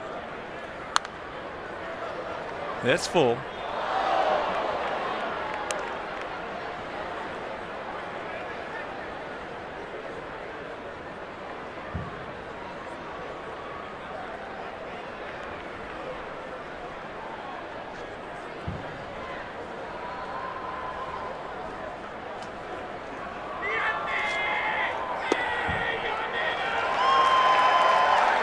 And the dreaded leadoff walk. Let's take a look at some of the guys in Charlotte. Danny Hayes, who started off red hot. He went 2 for 3 with a couple of doubles. Willie Garcia, who had a great week. 6-game hitting streak in his 2 for 4. And Ronaldo Lopez gave up a couple of home runs, but went into the 6th inning, only 4 hits with 10 strikeouts. Once again, good news from down on the farm, in this case, the AAA team at Charlotte. That'll bring up the catcher, Roberto Perez. He grounded out to Saladino his first trip. Takes first pitch strike. Yeah. Moncada hitting at 370. Delmonico hitting at 280. Willie Garcia hitting at 500. Hayes hitting at 391. Pena, the catcher, hitting at 444.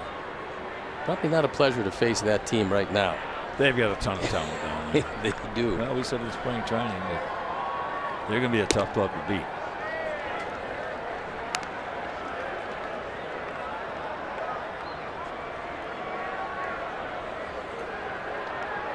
Yeah, we understand Moncada 1 for 1 so far tonight.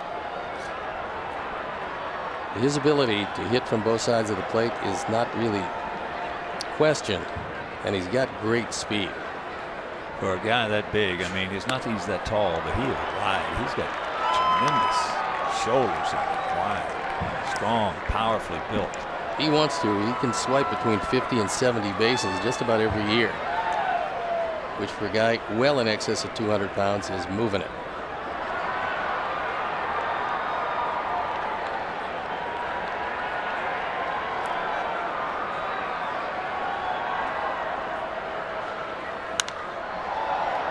He just underneath that one. That's a just missed him. And come out to the park April 24th and the 26th as your Sox take on those Kansas City Royals, and all fans in attendance will receive a 2017 wall calendar featuring White Sox legends including the Big Hurt Frank Thomas, Mark Burley, and Paul Konerko. So purchase your tickets today at whitesox.com or call 866-SOX-GAME.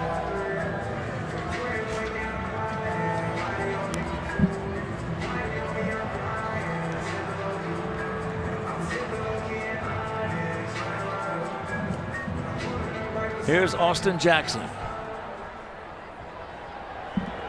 He drew a walk leading off the third.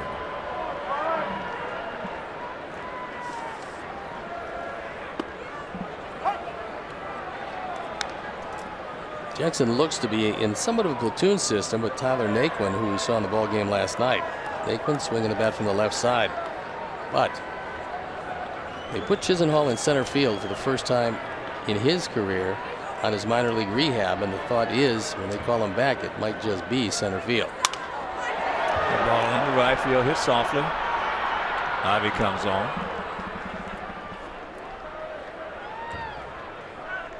Two down. Eric Holland's changeup has been a huge weapon for him tonight. as he's got this Indian lineup top to bottom off balance, not really knowing when you get a 4-pitch pitcher and he can get all 4 of them over the plate. Can't really go up there guessing.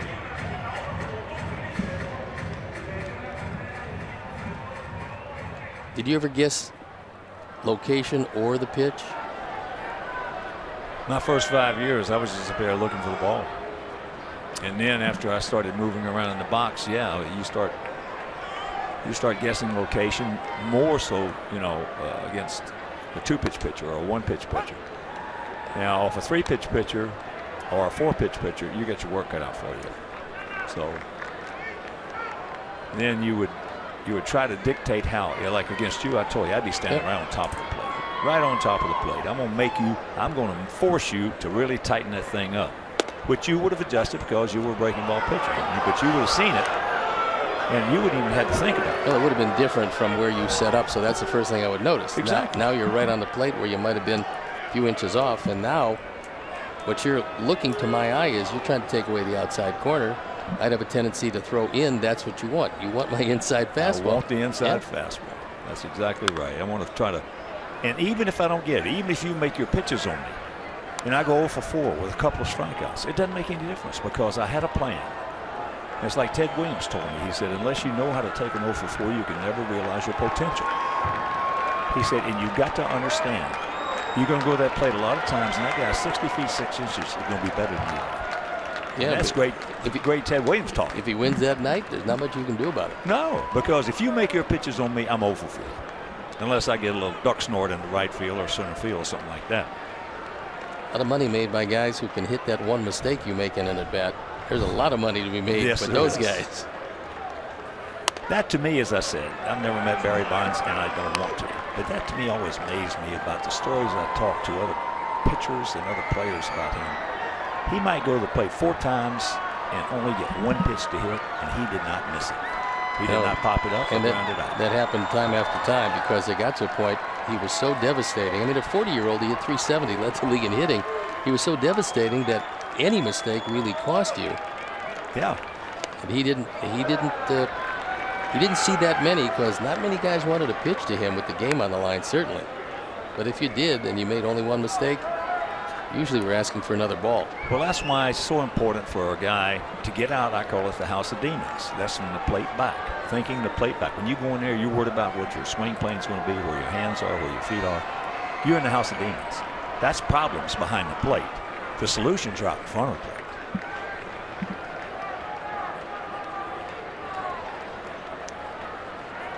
You've said it many times. You've said it. I've said it.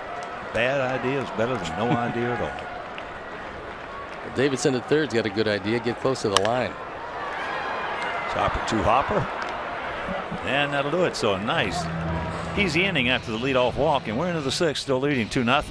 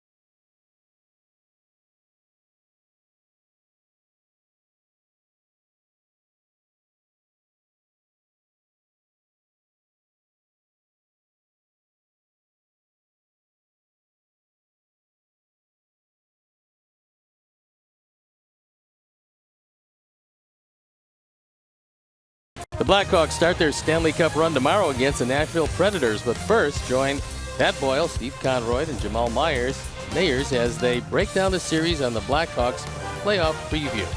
That special starts tonight at 8:30 on CSN.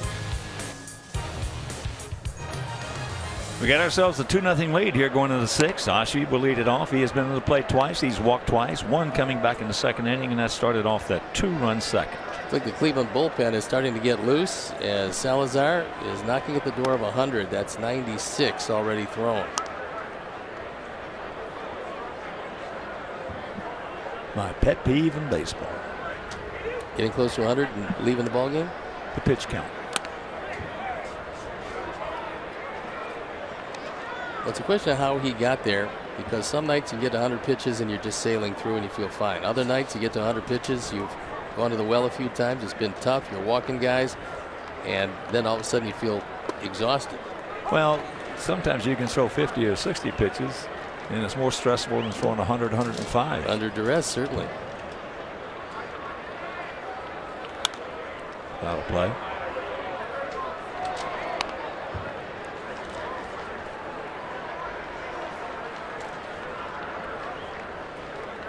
The man we saw last night, former White Sox left-hander Boone Logan, who had a pretty good year, especially ERA-wise, with Colorado last year.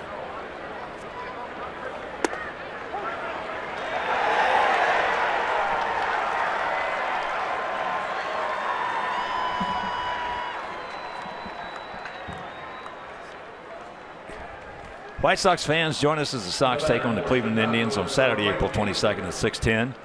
First 15,000 fans will receive a White Sox hooded sweatshirt presented by Guaranteed Rates. So get your low mortgage rate at rate.com today. Purchase tickets, visit whitesox.com.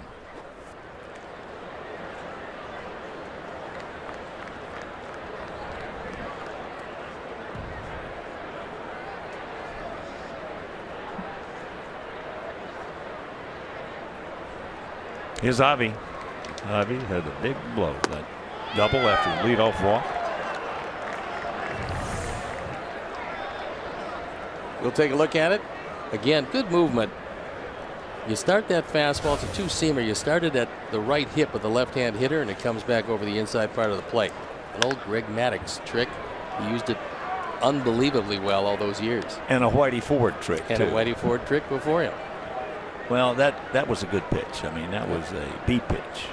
And that's where you got to, if you got a plan, then all of a sudden you can walk back to the dugout and mentally, without doing it, just mentally tip your cap to this guy. That's it. Good movement. I mean, it identified as a pitch coming at you and then went back over the inside corner. So another strikeout. That is 10.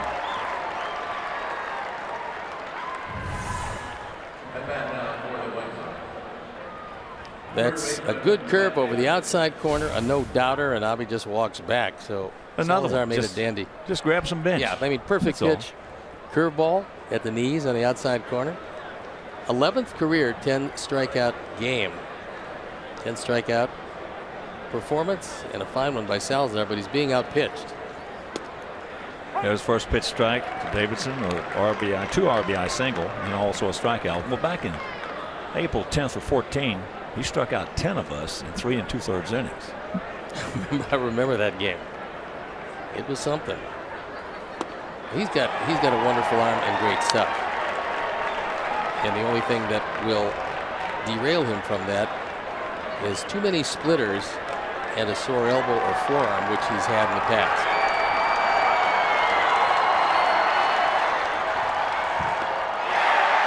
Strikes out the side. 11. We go to the bottom of the 6th. It is 2-0 Sox.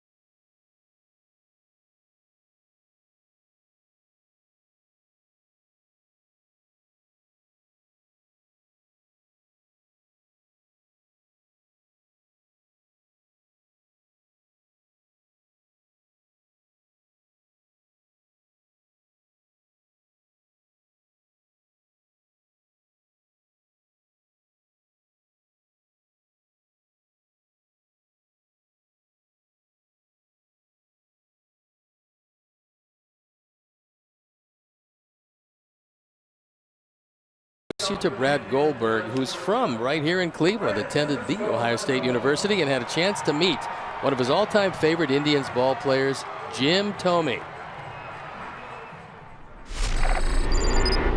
I tried keeping my cool, but he couldn't have been any nicer. Just like everything you hear is true. He's so nice. We talked about Cleveland, Cavs, LeBron, the 90s. It was pretty cool. He's very, very genuine. Well, he couldn't have met a better one. You're talking about guys like Mark Burley and Robin Ventura and Jim Thome. You can tie those guys, but you cannot beat them. You ever hear anybody say a bad word about any of those guys? And Thome was a lot of different cities and beloved in each and every one that he played in. And one of the 612 home runs, one of the strongest guys to ever play the game.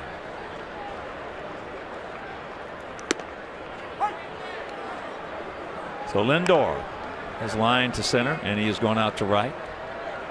2-4-1 for us. No runs, no hits, one error for them here in the bottom of the 6th inning.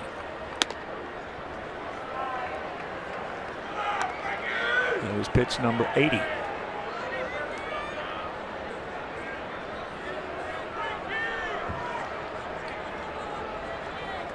I still owe Jim Thome a bucket of ice, and I will get him. Remember, I'm not talking about a pail of ice. I'm talking about he threw a wash tub full of ice on me. Isn't that cool, does it? Oh, I'll get him. I'll get him when he least expects it.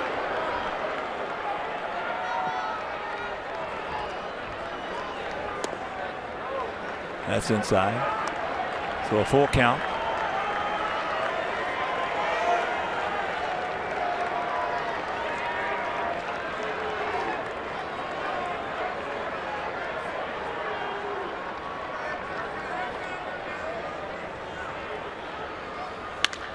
That ball hit hard. That's going to be the first base hit. And it's going to be for extra bases by a brilliant young player. He drove that ball to left center field. It was a no-doubter. The count went full, and Lindor does what he does best. Hit the ball on the sweet part of the bat. No chance for anybody to get this one. So the no-hitter goes by the boards with that double. Well, barring injury, Francisco Lindor has got a chance to go down, in my opinion, before he's done, as one of the greatest players to ever play the game. Well, you're also looking at in the not too distant future, MVP candidate, and it could very well be this year. I mean, he's that good. So here's Brantley. He's got a job to do. He has struck out and gone out deep to left center field. But yeah, Lindor is something special. Two greatest prospects I've ever seen in my life come into baseball.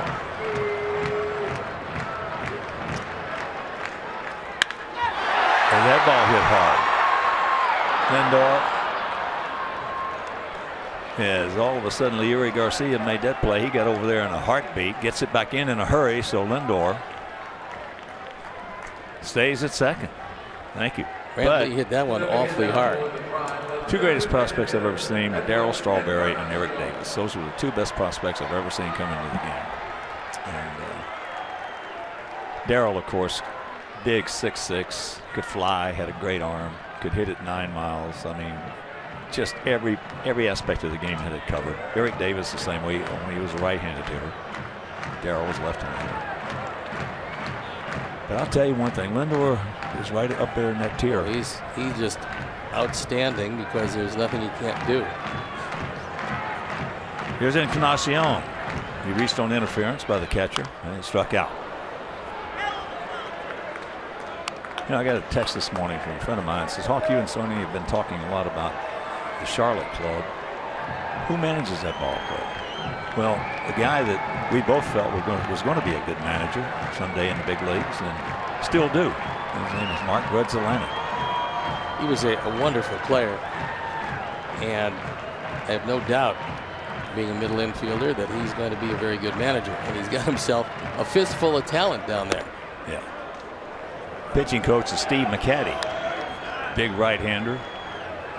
And he has been a pitching coach in the big leagues with Washington. He was there for a while, a long time, as a matter of fact. He also was a member of some pretty good Oakland ball clubs. You better believe it. But Billy Martin was the manager, and they completed 72 games. McCaddy was right in the middle of that rotation. Well, they should have completed a lot because they all threw spitters. They did that. They did indeed. And the hitting coach down there is Andy Tomlin, who's a good one. And one of the coaches is Gary England. So that is the manager and the coaching staff of the Charlotte Knights.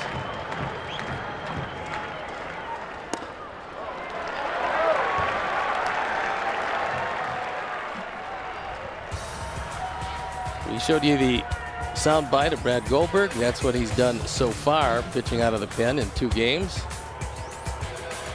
1 strikeout, 1 walk, and 2 2/3 innings.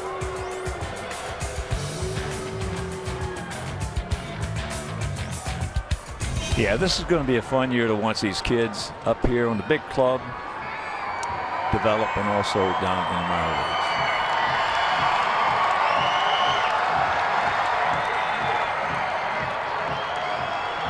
One out, one on. Here's the 3-1.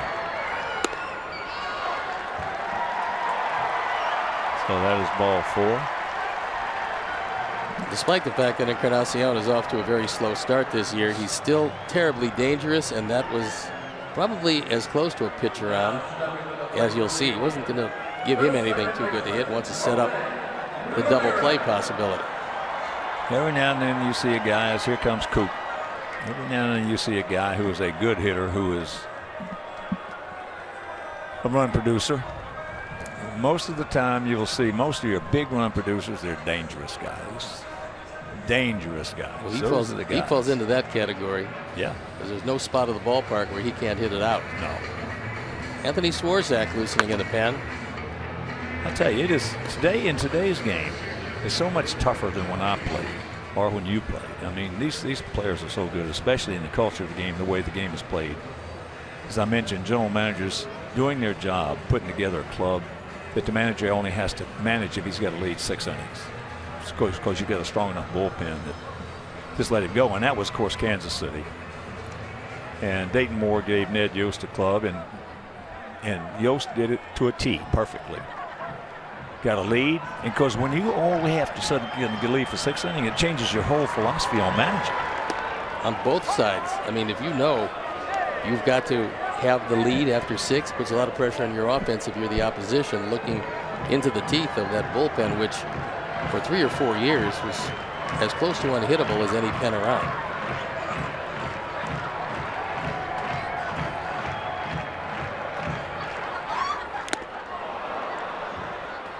Ramirez can't get it. He has walked, and there's a sign on they have a lot of signs as you walk from our bus to our clubhouse on the walls underneath here. And guys like Bob Feller, and Sandy Alomar and Bob Lemon. Early win Gus. And Bob Lemon's sign says, 2 best things in life are good friends and a strong bullpen. And that was way back then. And that was a position player who made the transition into a wonderful sinker ball pitcher and related that into the Hall of Fame. 20-game win and a terrific manager. Yeah, he did a good job. I had him as one of my managers. He was, if not the easiest man to play for, he was in the top 2.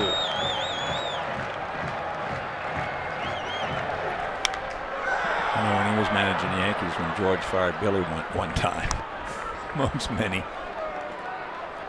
they were scuffling, struggling very demonstrably, so to speak, and Lim came in, took him over, and they started winning ball games. And I went in after one of them at Fenway Park, and I said, Lim, you're doing a great job. He said, oh, I'm not doing a damn thing. All I'm doing is making out the lineup and letting them play. He was a terrific guy. 1 out, 1-2 the count. Ramirez, one of the best clutch hitters.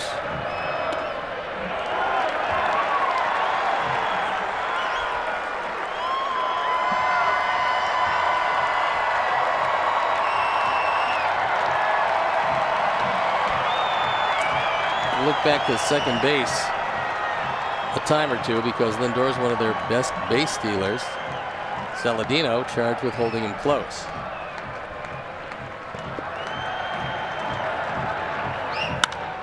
That ball hit hard. Playing him perfectly is Avi. Got a good jump, got there, and that is a huge out on a vicious line drive off the bat of Jose Ramirez. This could have been a very big inning. You don't know how it's going to turn out, but line drive off the bat of Brantley and now the line drive off the bat of Ramirez. Both scalded and both defended perfectly.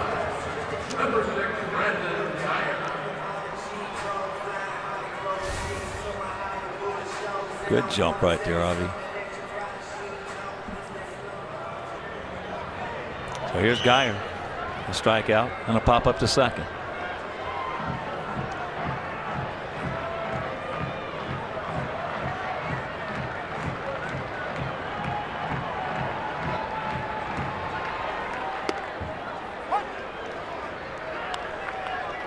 Gap out there in left center.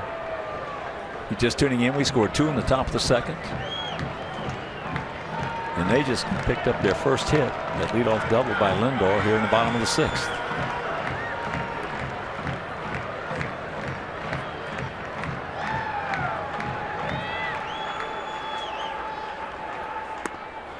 James Shields was awesome last night. And Derek Holland so far tonight has been awesome. Shields went 5 1/3 innings, gave up 1 run on 2 hits, walked a couple, fanned 6. So back-to-back very strong outings for James Shields. Was very frustrated last year. You can understand that. It's for him just a bad year all the way around. This year he started out with a real good game plan, using his fastball more the first 2 starts.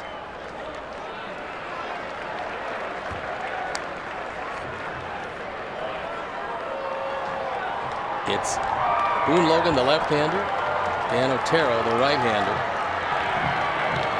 Logan for sure is ready to go. Otero most likely will be ready to go.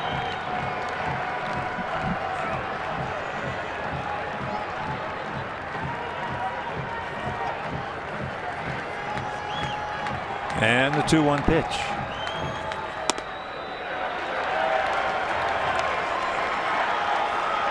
.100 pitch mark for Derek Holland.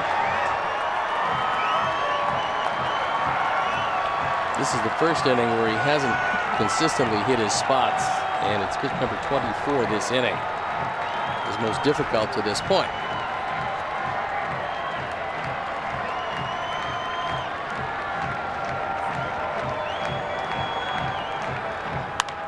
High pop up, and he's going to get out of it. Abreu makes the catch, and that'll retire the side. So we're into the 7th, still leading 2-0.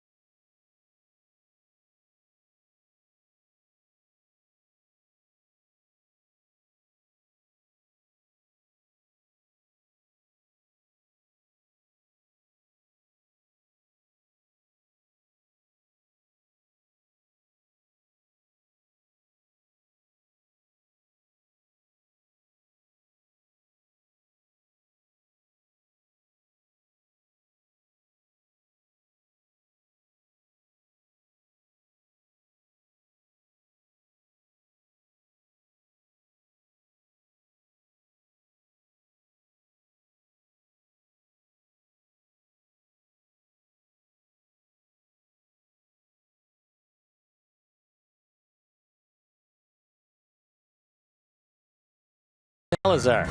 He's going to be lifted, but not before he got the game into the 7th inning. He went 6 strong, gave up a couple of runs early on 4 hits, walked only 2, hit 1, fanned 11. A typical Salazar outing, and he'll give way on the downside of this decision to Boone Logan, who comes on for the 5th time. There you look at the numbers. We saw him last night. He came on for a 1/3 of an inning before giving way to Brian Shaw. And he came on to get Ashe out. And get him he did, and a ground ball to second base. Well, just to show you what this Cleveland pitching can do. In 15 innings in these 2 ball games, they had 22 strikeouts. It's a strong staff. It's a strong club. There's no, as DJ would say, no bat of doubt.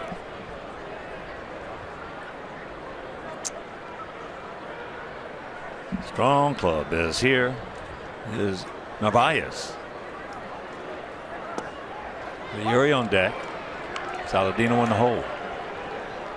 2-4-1 for us. 0-1-1 for them. We have stranded 5. They have stranded 6.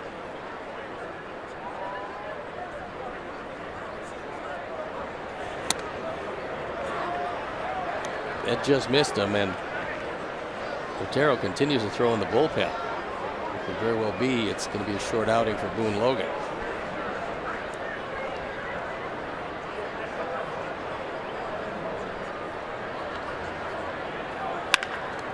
Shot hit hard, but Lindor sucks it up. Went down.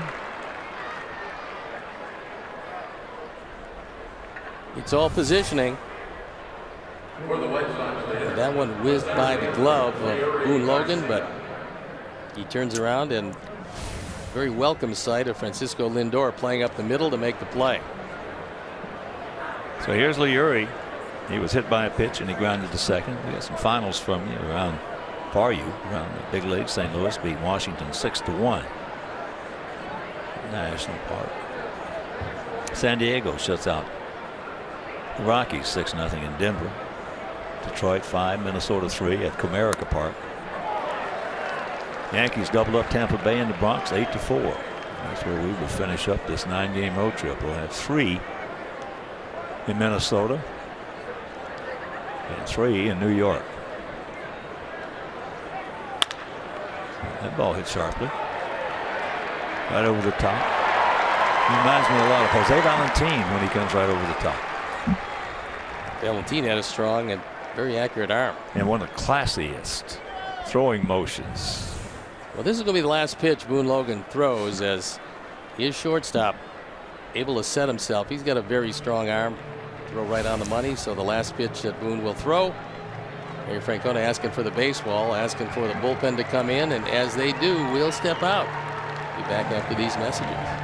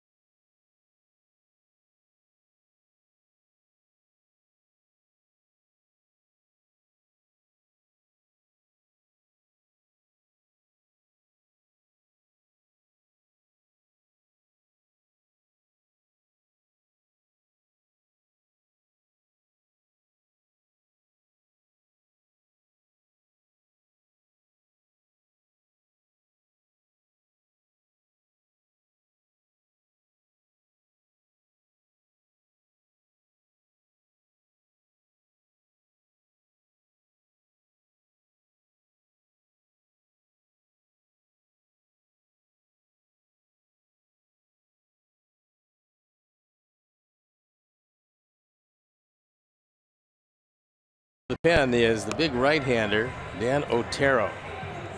There you take a look, down for the 4th time. So far hasn't started off great. 4 hits, 2 innings, but last year,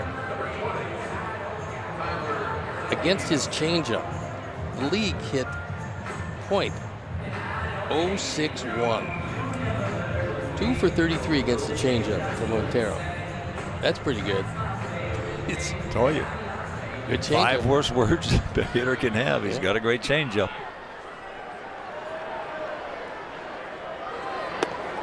First pitch strike. 89-mile-an-hour fastball.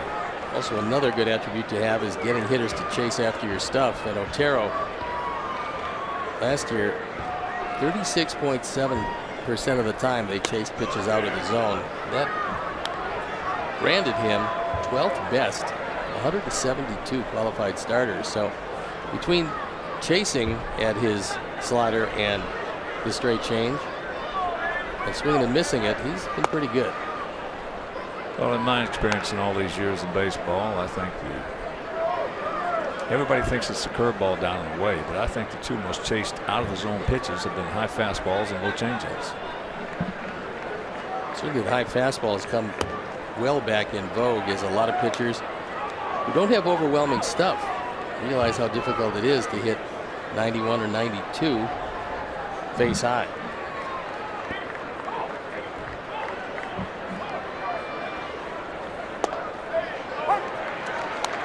There's a strike.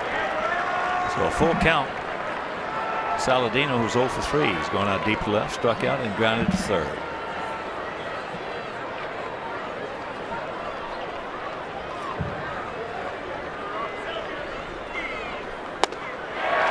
Got him, that'll be tire the side. Yes, Roberto, that's 3. Meanwhile, 7th inning stretch, we lead at 2-0.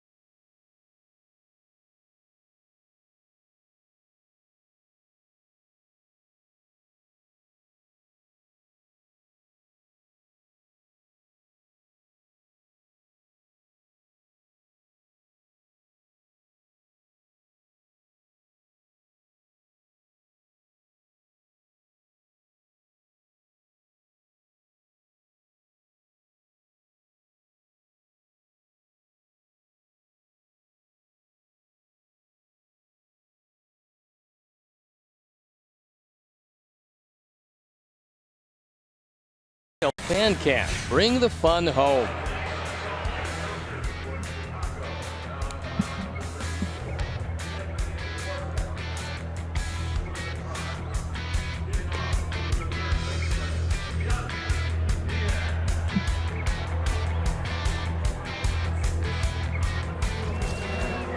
Anthony Swarzak inherits a 2-0 lead. There you look at last year's numbers. Can throw multiple innings out of the bullpen. That's one of the things that he is very useful for. Although this is not early in the ball game, and he's nursing a very short lead. So here's Yandy Diaz. What a job by Derek Holland. 6 innings, 1 hit. Can't get that one. That was that. Yeah, that was impressive. That's Derek Holland that we saw down in Texas that we like so much. When we picked up Derek Holland, I was elated. I think it's a no-lose situation, because if he's healthy, he's going to come in and win some ball games. He is healthy, and the last 2 times out were very strong performances.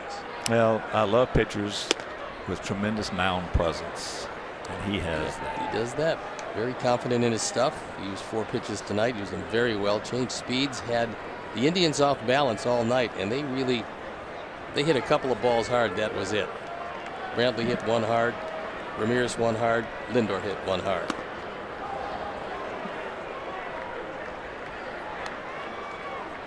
Two and two the count. Diaz has struck out and gone out 5-3.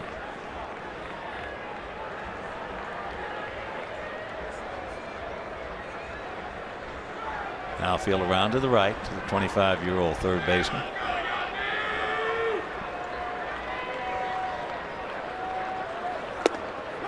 He gone. Absolutely aced him on the outside corner.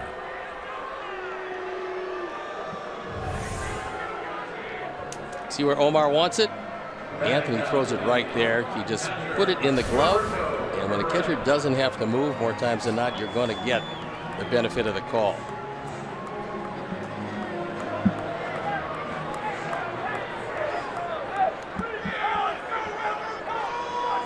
Combined between Derek Holland and James Shields, they've given up combined 9 hits over 22 1/3 innings this year.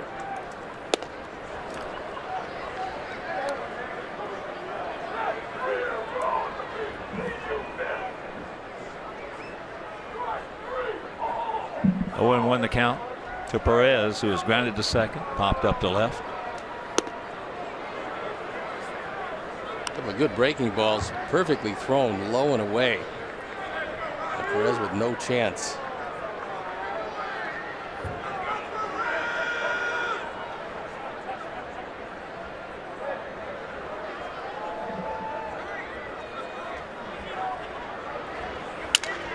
Off the end of the bat. So 2 down. And the finale tomorrow night, the Miguel Gonzalez against Josh Tomlin. That game will be over WGN. Then after the game, we board our charter and head on up to Minneapolis. Twins lost their ball game today to the Tigers, so the Tigers playing pretty good baseball. They moved to 6-2. The Twins dropped to 5-3.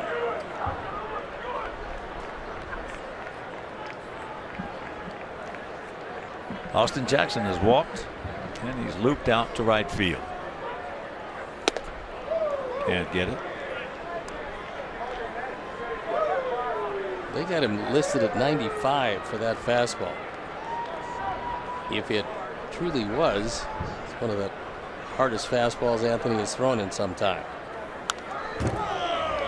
Another one at 95.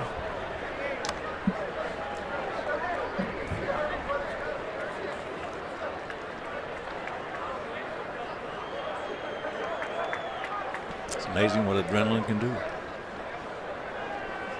Well, he made the ball club out of spring training because he can go long in a game, which will help save the bullpen over the course of a long season. Well, for years and years and years, first man out of a bullpen was usually 24th, 25th man on the roster. He was the guy that lost out on the first starting spot. Yeah, and I'll tell you one thing right now: if you start a season, you don't have a long man coming out of the bullpen, you're not doing your job. A lot of teams carry a couple of them. You got to. Yeah, trying to save the guys you use in close games from extended innings of work. You got to do everything you can to protect that bullpen. That's what happened to us last year with no off days, just the one in April, and we started off 23-10, and all of a sudden they got worn out.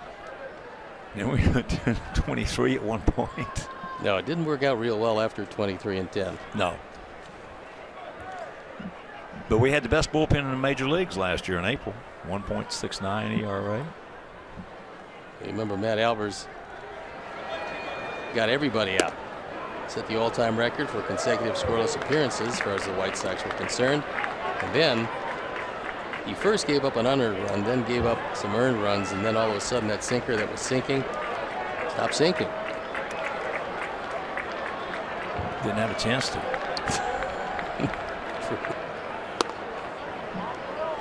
Two and two.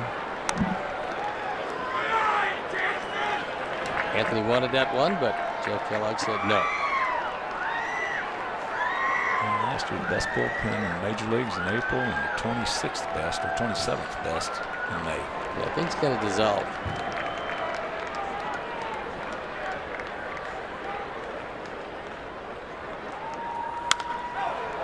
Austin with a high foul ball.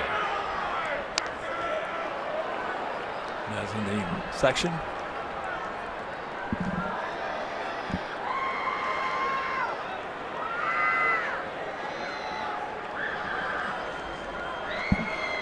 Cleveland attendance-wise, really enjoying the benefit of what was an enchanted year last year till the very end.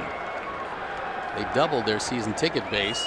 They've already sold 1,200,000 tickets ahead of time. He gone. 1-2-3 inning for Swarzak and went into the 8th.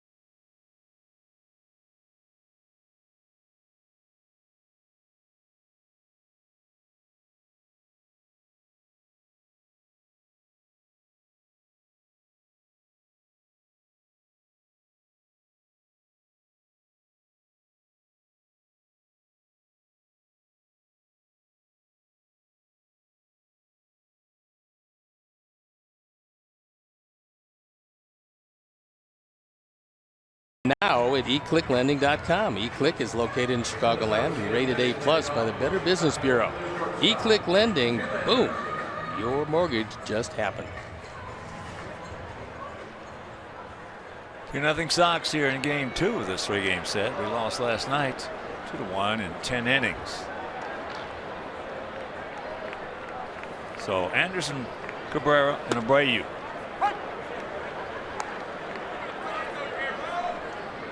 Otero, big, tall, lanky right-hander.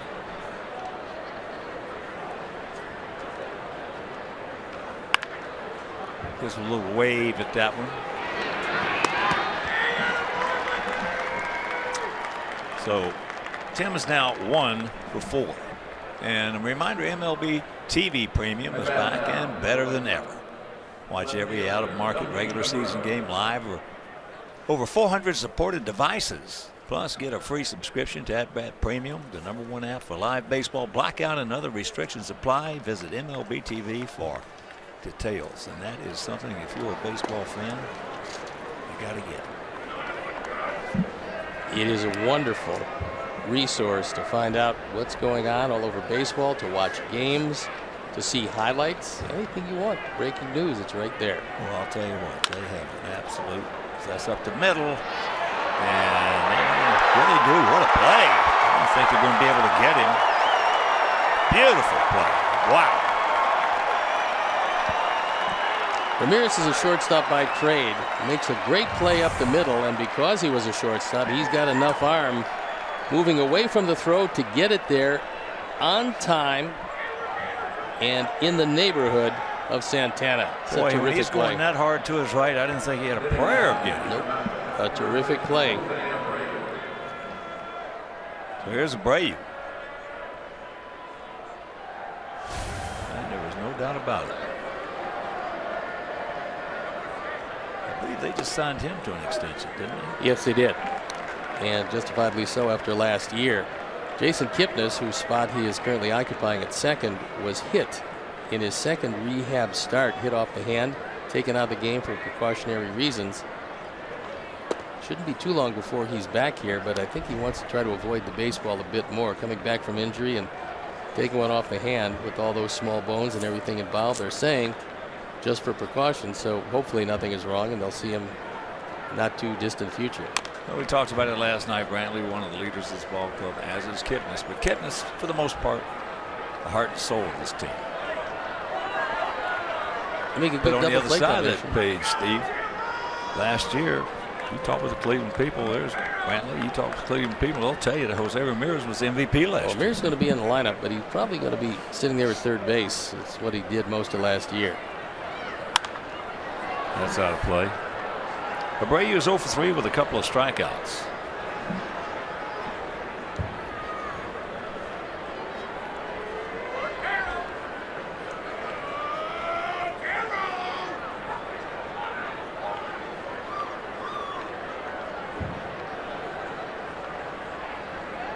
Outfield, for the most part, straight up. Bit of a gap in left center as that's out of play into the seats down the right field line. It's only been a little over a game and a half, but runs tough to come by, and Nate Jones loosening in the pen. 15,628, more than we anticipated for game 2 on this cold night. Ate him up. Diaz low throw. And a nice pick again. Santana's made 3 good plays tonight. Meanwhile, we'll go to the bottom of the 8th, leading 2-0.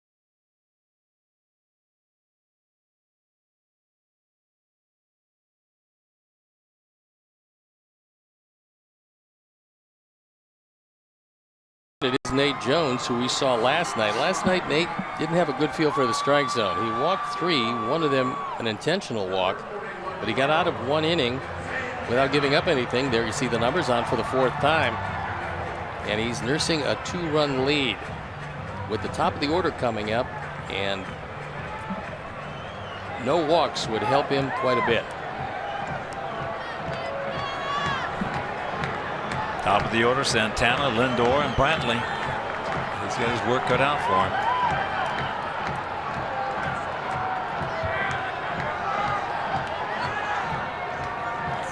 Well, you stick. I was just looking at this. You know, the bottom 4 in this order don't, bother you too much. They've driven in 2 runs combined. Yeah, they don't bother you too much. You stick one guy in there. You stick Kipnis in there, and it changes the whole dynamic of that line.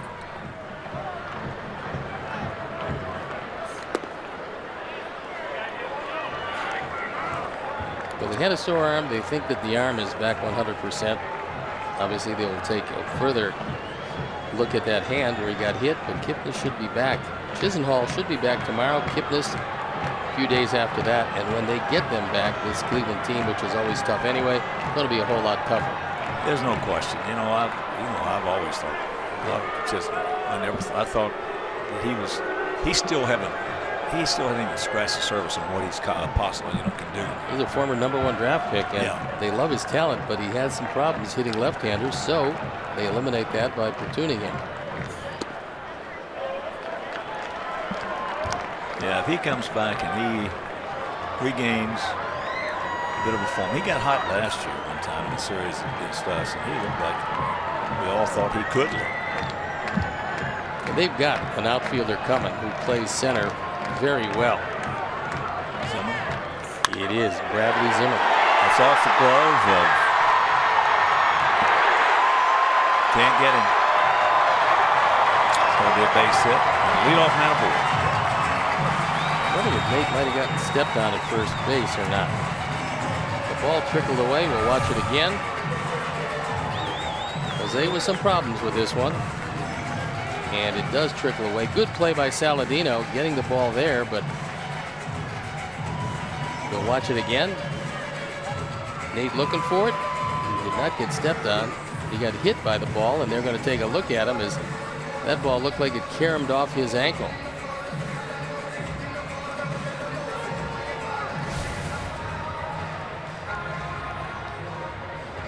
Hermie out there with Ricky Renteria, assuring Hermie that he's okay.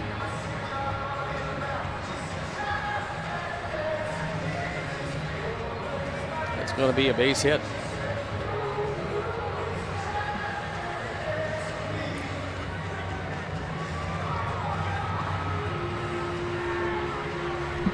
So that'll bring up Lindor. He is lined to center, going out to right, and he has doubled. He has the double leading off the 6th inning. That was the first Cleveland hit. This is the second Cleveland hit.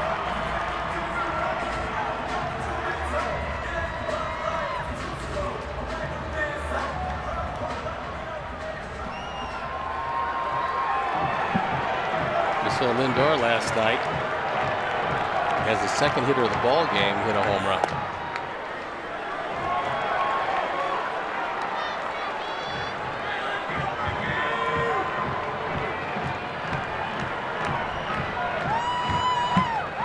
Short lead by Santana.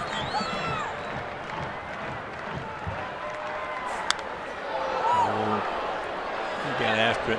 That one in right, a big time way. right down the middle. That's a big boy swing right there. He was trying to tie up this ball game with a no-doubter. Wind, no factor whatsoever. It was blowing gently in when the game started. Now, flags limp atop the poles. There's no wind at all.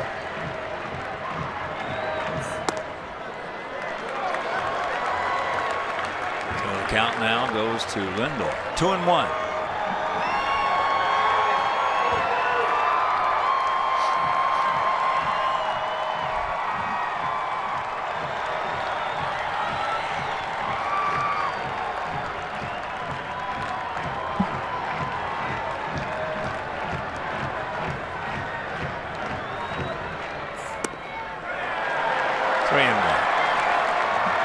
Steve told you last night, Nate. 1 inning of work, 3 walks. Intentional.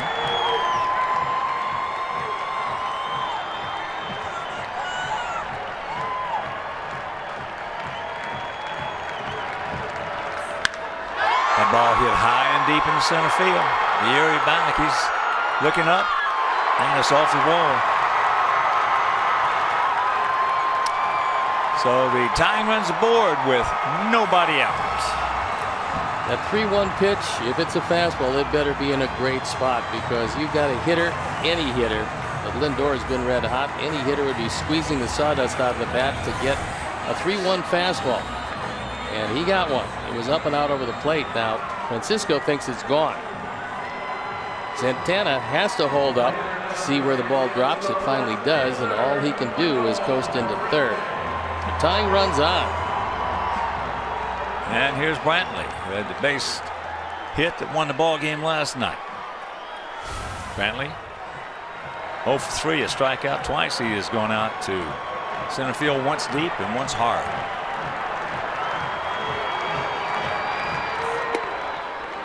First pitch strike. Infield is back. They're going to concede the run, try to stay out of the big inning. Sox come into this ball game with a 2.80 team ERA. Pitching's been magnificent. Unreal. Only hitting 226 as a player. And the count 0-2. On the other side of the legend, we're 2-4. Cleveland's 4-3. They come in with a 5.02 as you look at the big 6'7" southpaw, Andrew Miller. Miller did not have an easy go of it last night. He went an inning. Well, he could have given up 2 hits. Yeah. That's unusual for him. Well, we had a good approach against Miller last night. Guys were trying to take him to right field, and they did.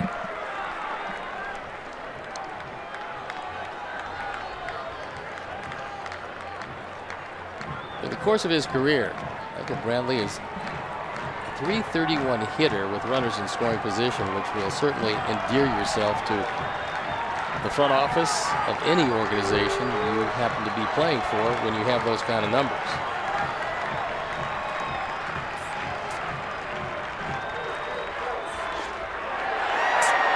Well, when you talk about Lindor, Brantley, Jose Ramirez, now all of a sudden you throw Encarnacion into the mix, and you throw Jason Kipnis into the mix. These guys have got some terrific clutch hitters. Right now, they're doing pitching and defense because the offense hasn't been there. It will be as they get back together and hold. We've already made 6 errors of commission. It could have been more. You know that. Yeah, it certainly could have. And they've only made 3. So a full count with Encarnacion on deck.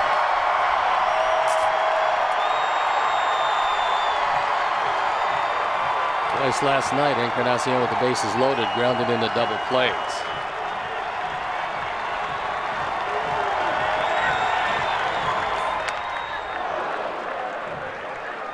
Tried to throw a slider, get it by him, in on his hands, but Brantley able to fight it off and stay alive.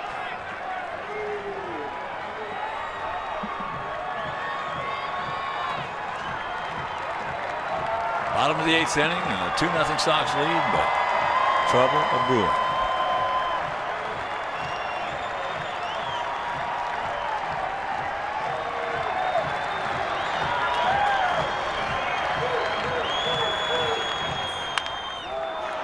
Ground ball, he's going to bobble it.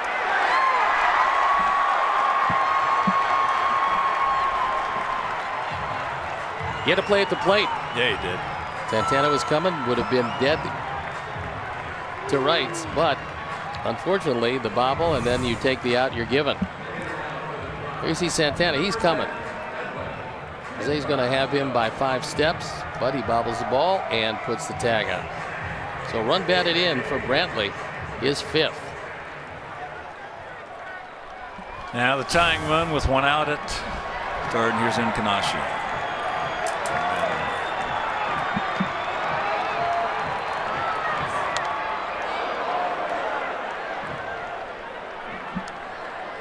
not real comfortable to play the infield in with a guy that has the exit velocity of Edwin Encarnacion, but with a 1-run lead late, that's what you're forced to do. Lindor with great speed at third rather. Oh boy, Omar. Good shift, keep it in front of him.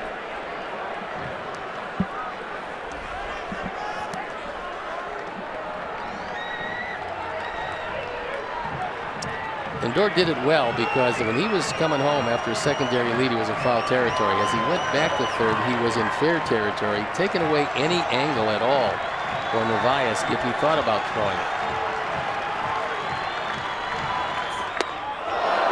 Goes through it. And the count 1-2. Well, you won't see Lindor make many mental mistakes. He knows how to play the game. And here's where he comes, and then he comes back in fair territory to obscure the base and the throwing lane. And it's popped up. Could be trouble. And it's foul. Just foul. Yes.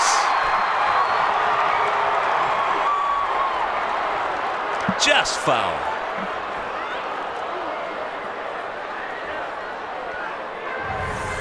Looks like it would have been a two-base hit. And fortunately lands foul, not by much, but certainly enough.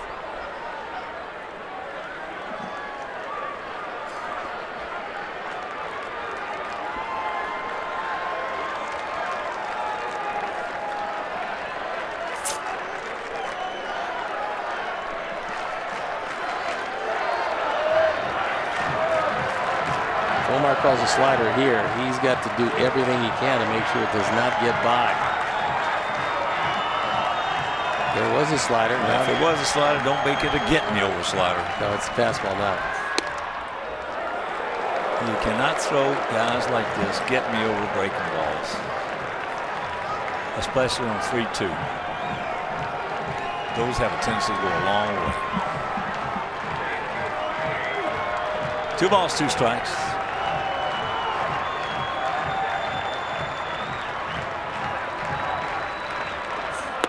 Be gone. Big out. 2 down. He went back to the slider after missing with the fastball. He buries the slider down. Encarnacion, who has gotten literally nothing going on offensively, comes up empty again here. Well, twice yesterday, last night I should say, Terry Francona gave him an opportunity to win that ball game. Once with a bunt to Lindor. He did. Twice with the bases loaded. Tappers to the left side. 5-4-3. Well, he wanted them to have a chance to win that ball game. To win it. Opening day, getting $20 million a year, $60 million for 3. Absolutely.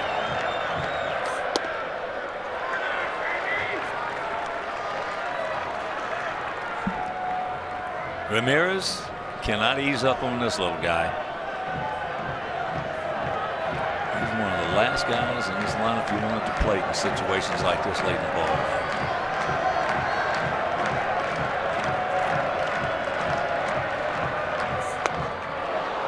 And the count evens at 1. That fastball at 97.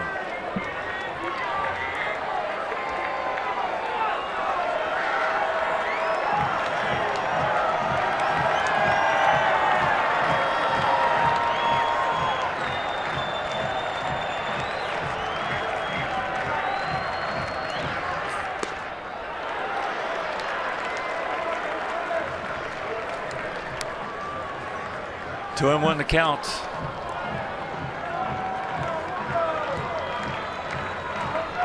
Guy on deck and let down if he were to walk. That'd be a hit.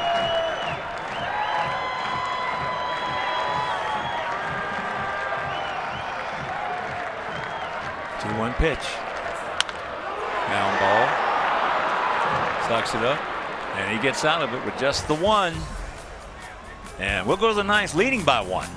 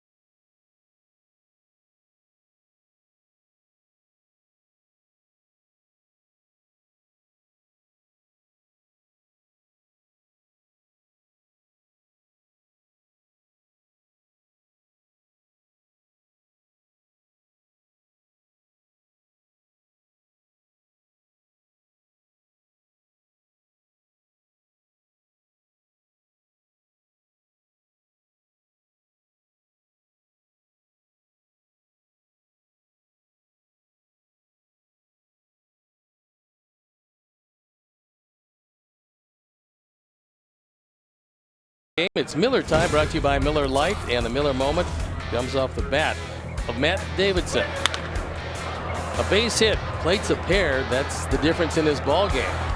Stands at 2-1. Both runs batted in for Davidson, and he's got 5 this year. Well, don't forget about that tremendous base running play by Avi. That was huge. That was a second run on a line drive into left. He knew exactly where Brantley was. Started running as that's into left field. So Kobayashi now 0 for 2 with a couple of walks and a run scored. Zach McAllister comes in the ball game off a very good year last year. He was 3-2. His ERA just under 3.5 in 53 appearances. Started a couple of games. Got a very good fastball. It's been really the secondary pitches that have stopped him from moving into somebody's starting rotation, because the arm certainly is good enough.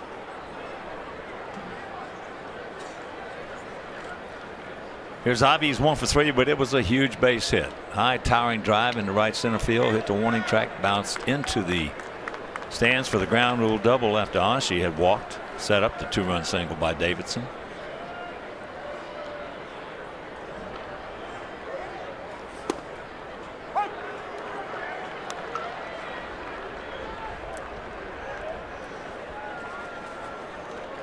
Oh, and 1 to count.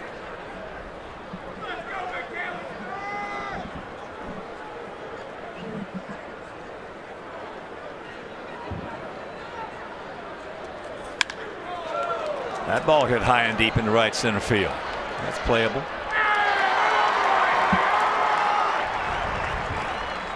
Two down. And Sox fans, you win with Papa John's Pizza all season long, because the day after the Sox win, you get 50% off your entire online order of regular menu priced items only at papajohns.com. Now, when you use promo code SOXWIN, valid at participating Papa John's locations. Better ingredients, better pizza, Papa John's.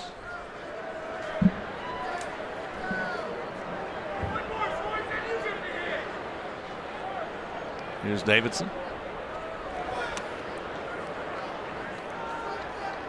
A 2-run single in the second. Then he struck out in the 4th and struck out in the 6th. McAllister originally with the New York Yankees, 3rd-round draft pick. That was back in 2006.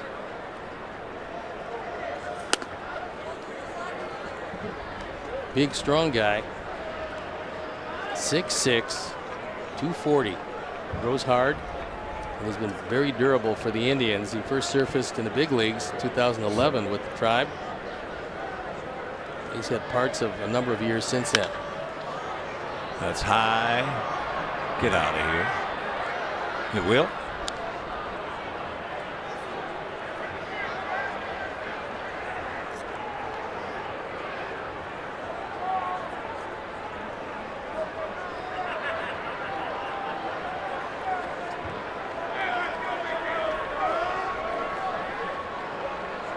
David Robertson loosening in the pen.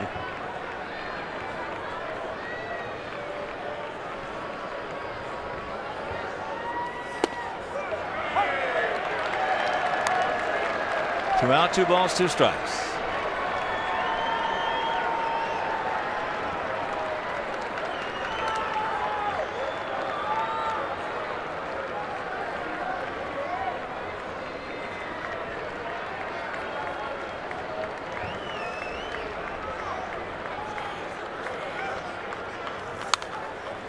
Pretty good rip at that one.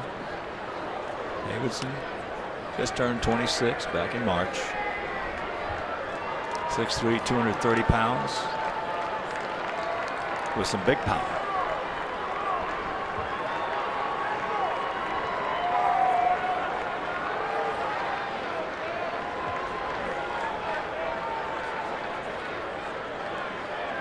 And the 2-2. So a full count. Narvaez on deck.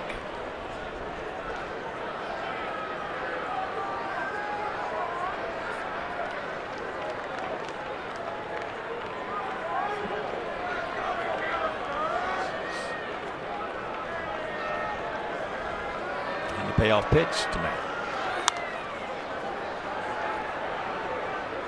Threw that fastball in on his hands. He was able to spoil it. Well, here's another kid. You know, we talked about that window, 26, 27, 28.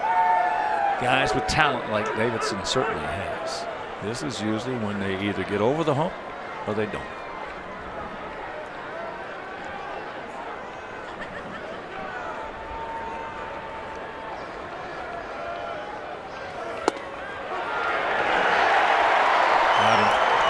All right, we'll go to the bottom of the ninth. Scheduled hitters are Geyer, Diaz, and Perez. We lead it 2-1.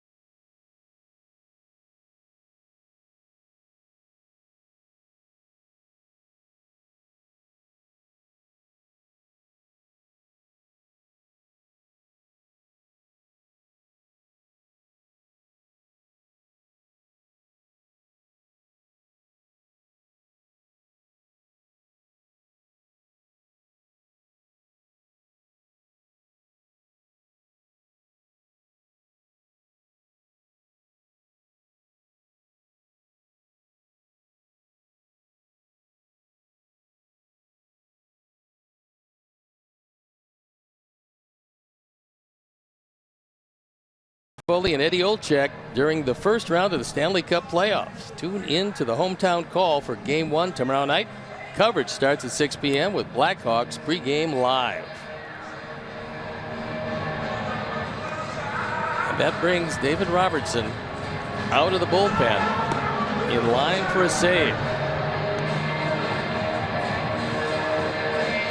On for the third time. He's given up nothing. No walks, 4 strikeouts in 2 innings. And it would be a win for Derek Holland, who was brilliant through 6. He gave up 1 hit, no runs, walked 3, fanned 4, and he is a pitcher of record on the plus side.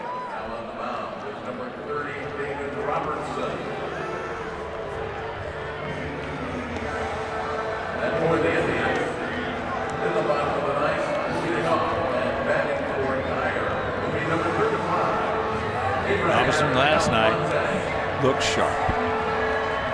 Good velocity. He gave up a hit pitching in the 9th inning. Fan 2 get out of the inning.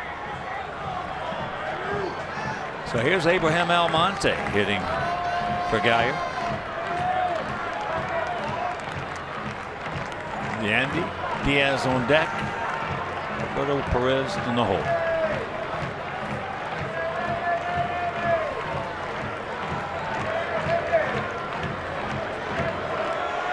Bayu comes in at the cut of the grass at first, off the line. Monty started last night's game. A double and a walk to go with a strikeout and a ground out. Bayu might be well served to move a step or 2 closer to that line. And that close.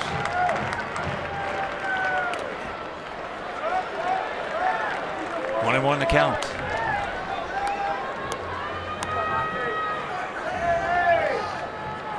Gap out there in right center.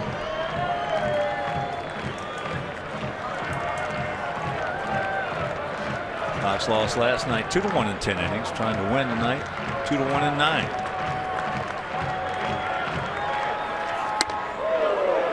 And to count 2-1. Monty's double last night sliced into left center field, hitting from the left side. They play him as an opposite field hitter. The gap is a huge gap in right center.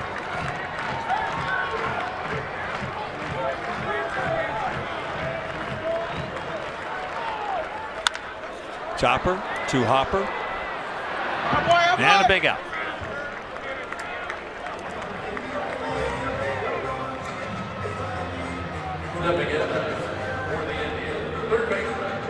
So here's Diaz.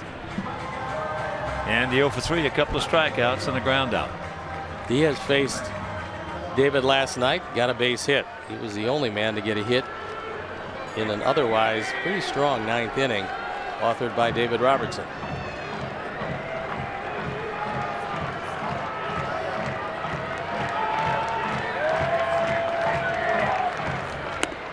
Couldn't get that hook.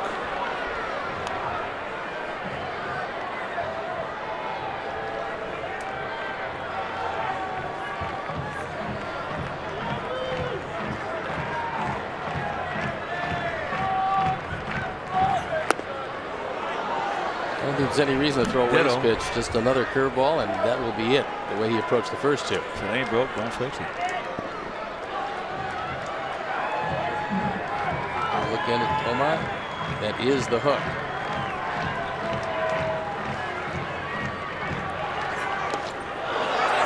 Ball gets away, but he's got time. Takes it, makes it, and 2 down. 3 curveballs and a strikeout, and Diaz was not in the neighborhood of any of those. Partial block by Narvaez. Omar pounces on it, gets it there in plenty of time.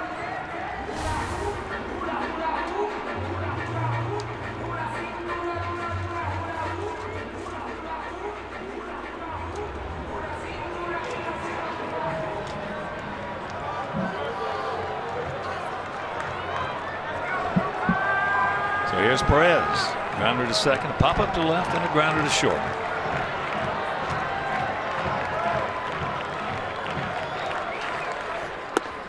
First pitch strike.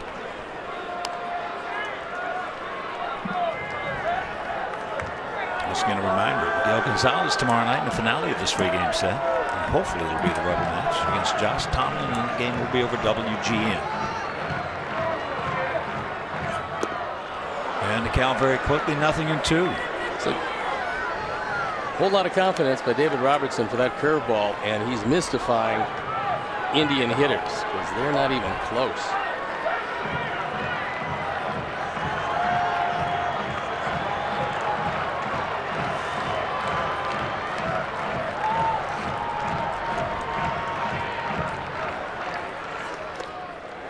Lays off that one just a little bit. Unchaseable.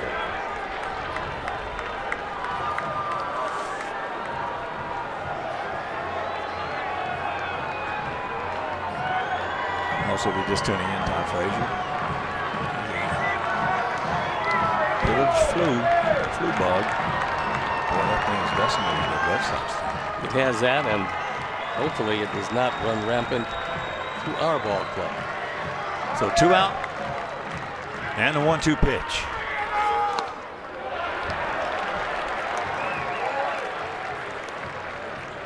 Laid off 2 bad low curve balls. So now another situation of hard high, slow low. Got a couple of guys swinging the bat from the left side. One a switch hitter, Michael Martinez. The other Tyler Naquin. Both available off the bench, Terry Francona.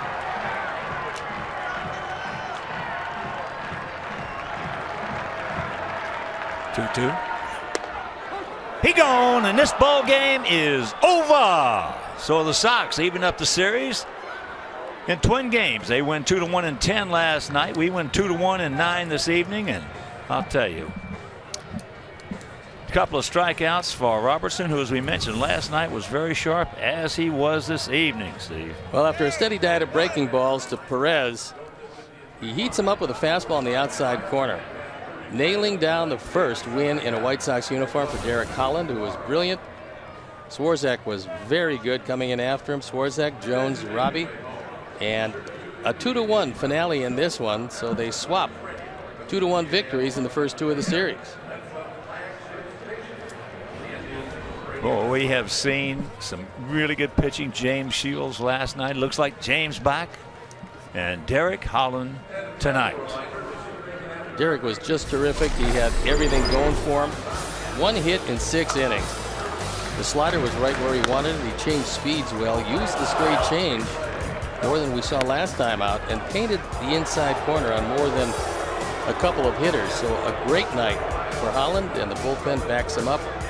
And Matt Davidson also backed him up with a couple of runs driven home. And talking about Matt, he's down there. Matt, big base hit, buddy.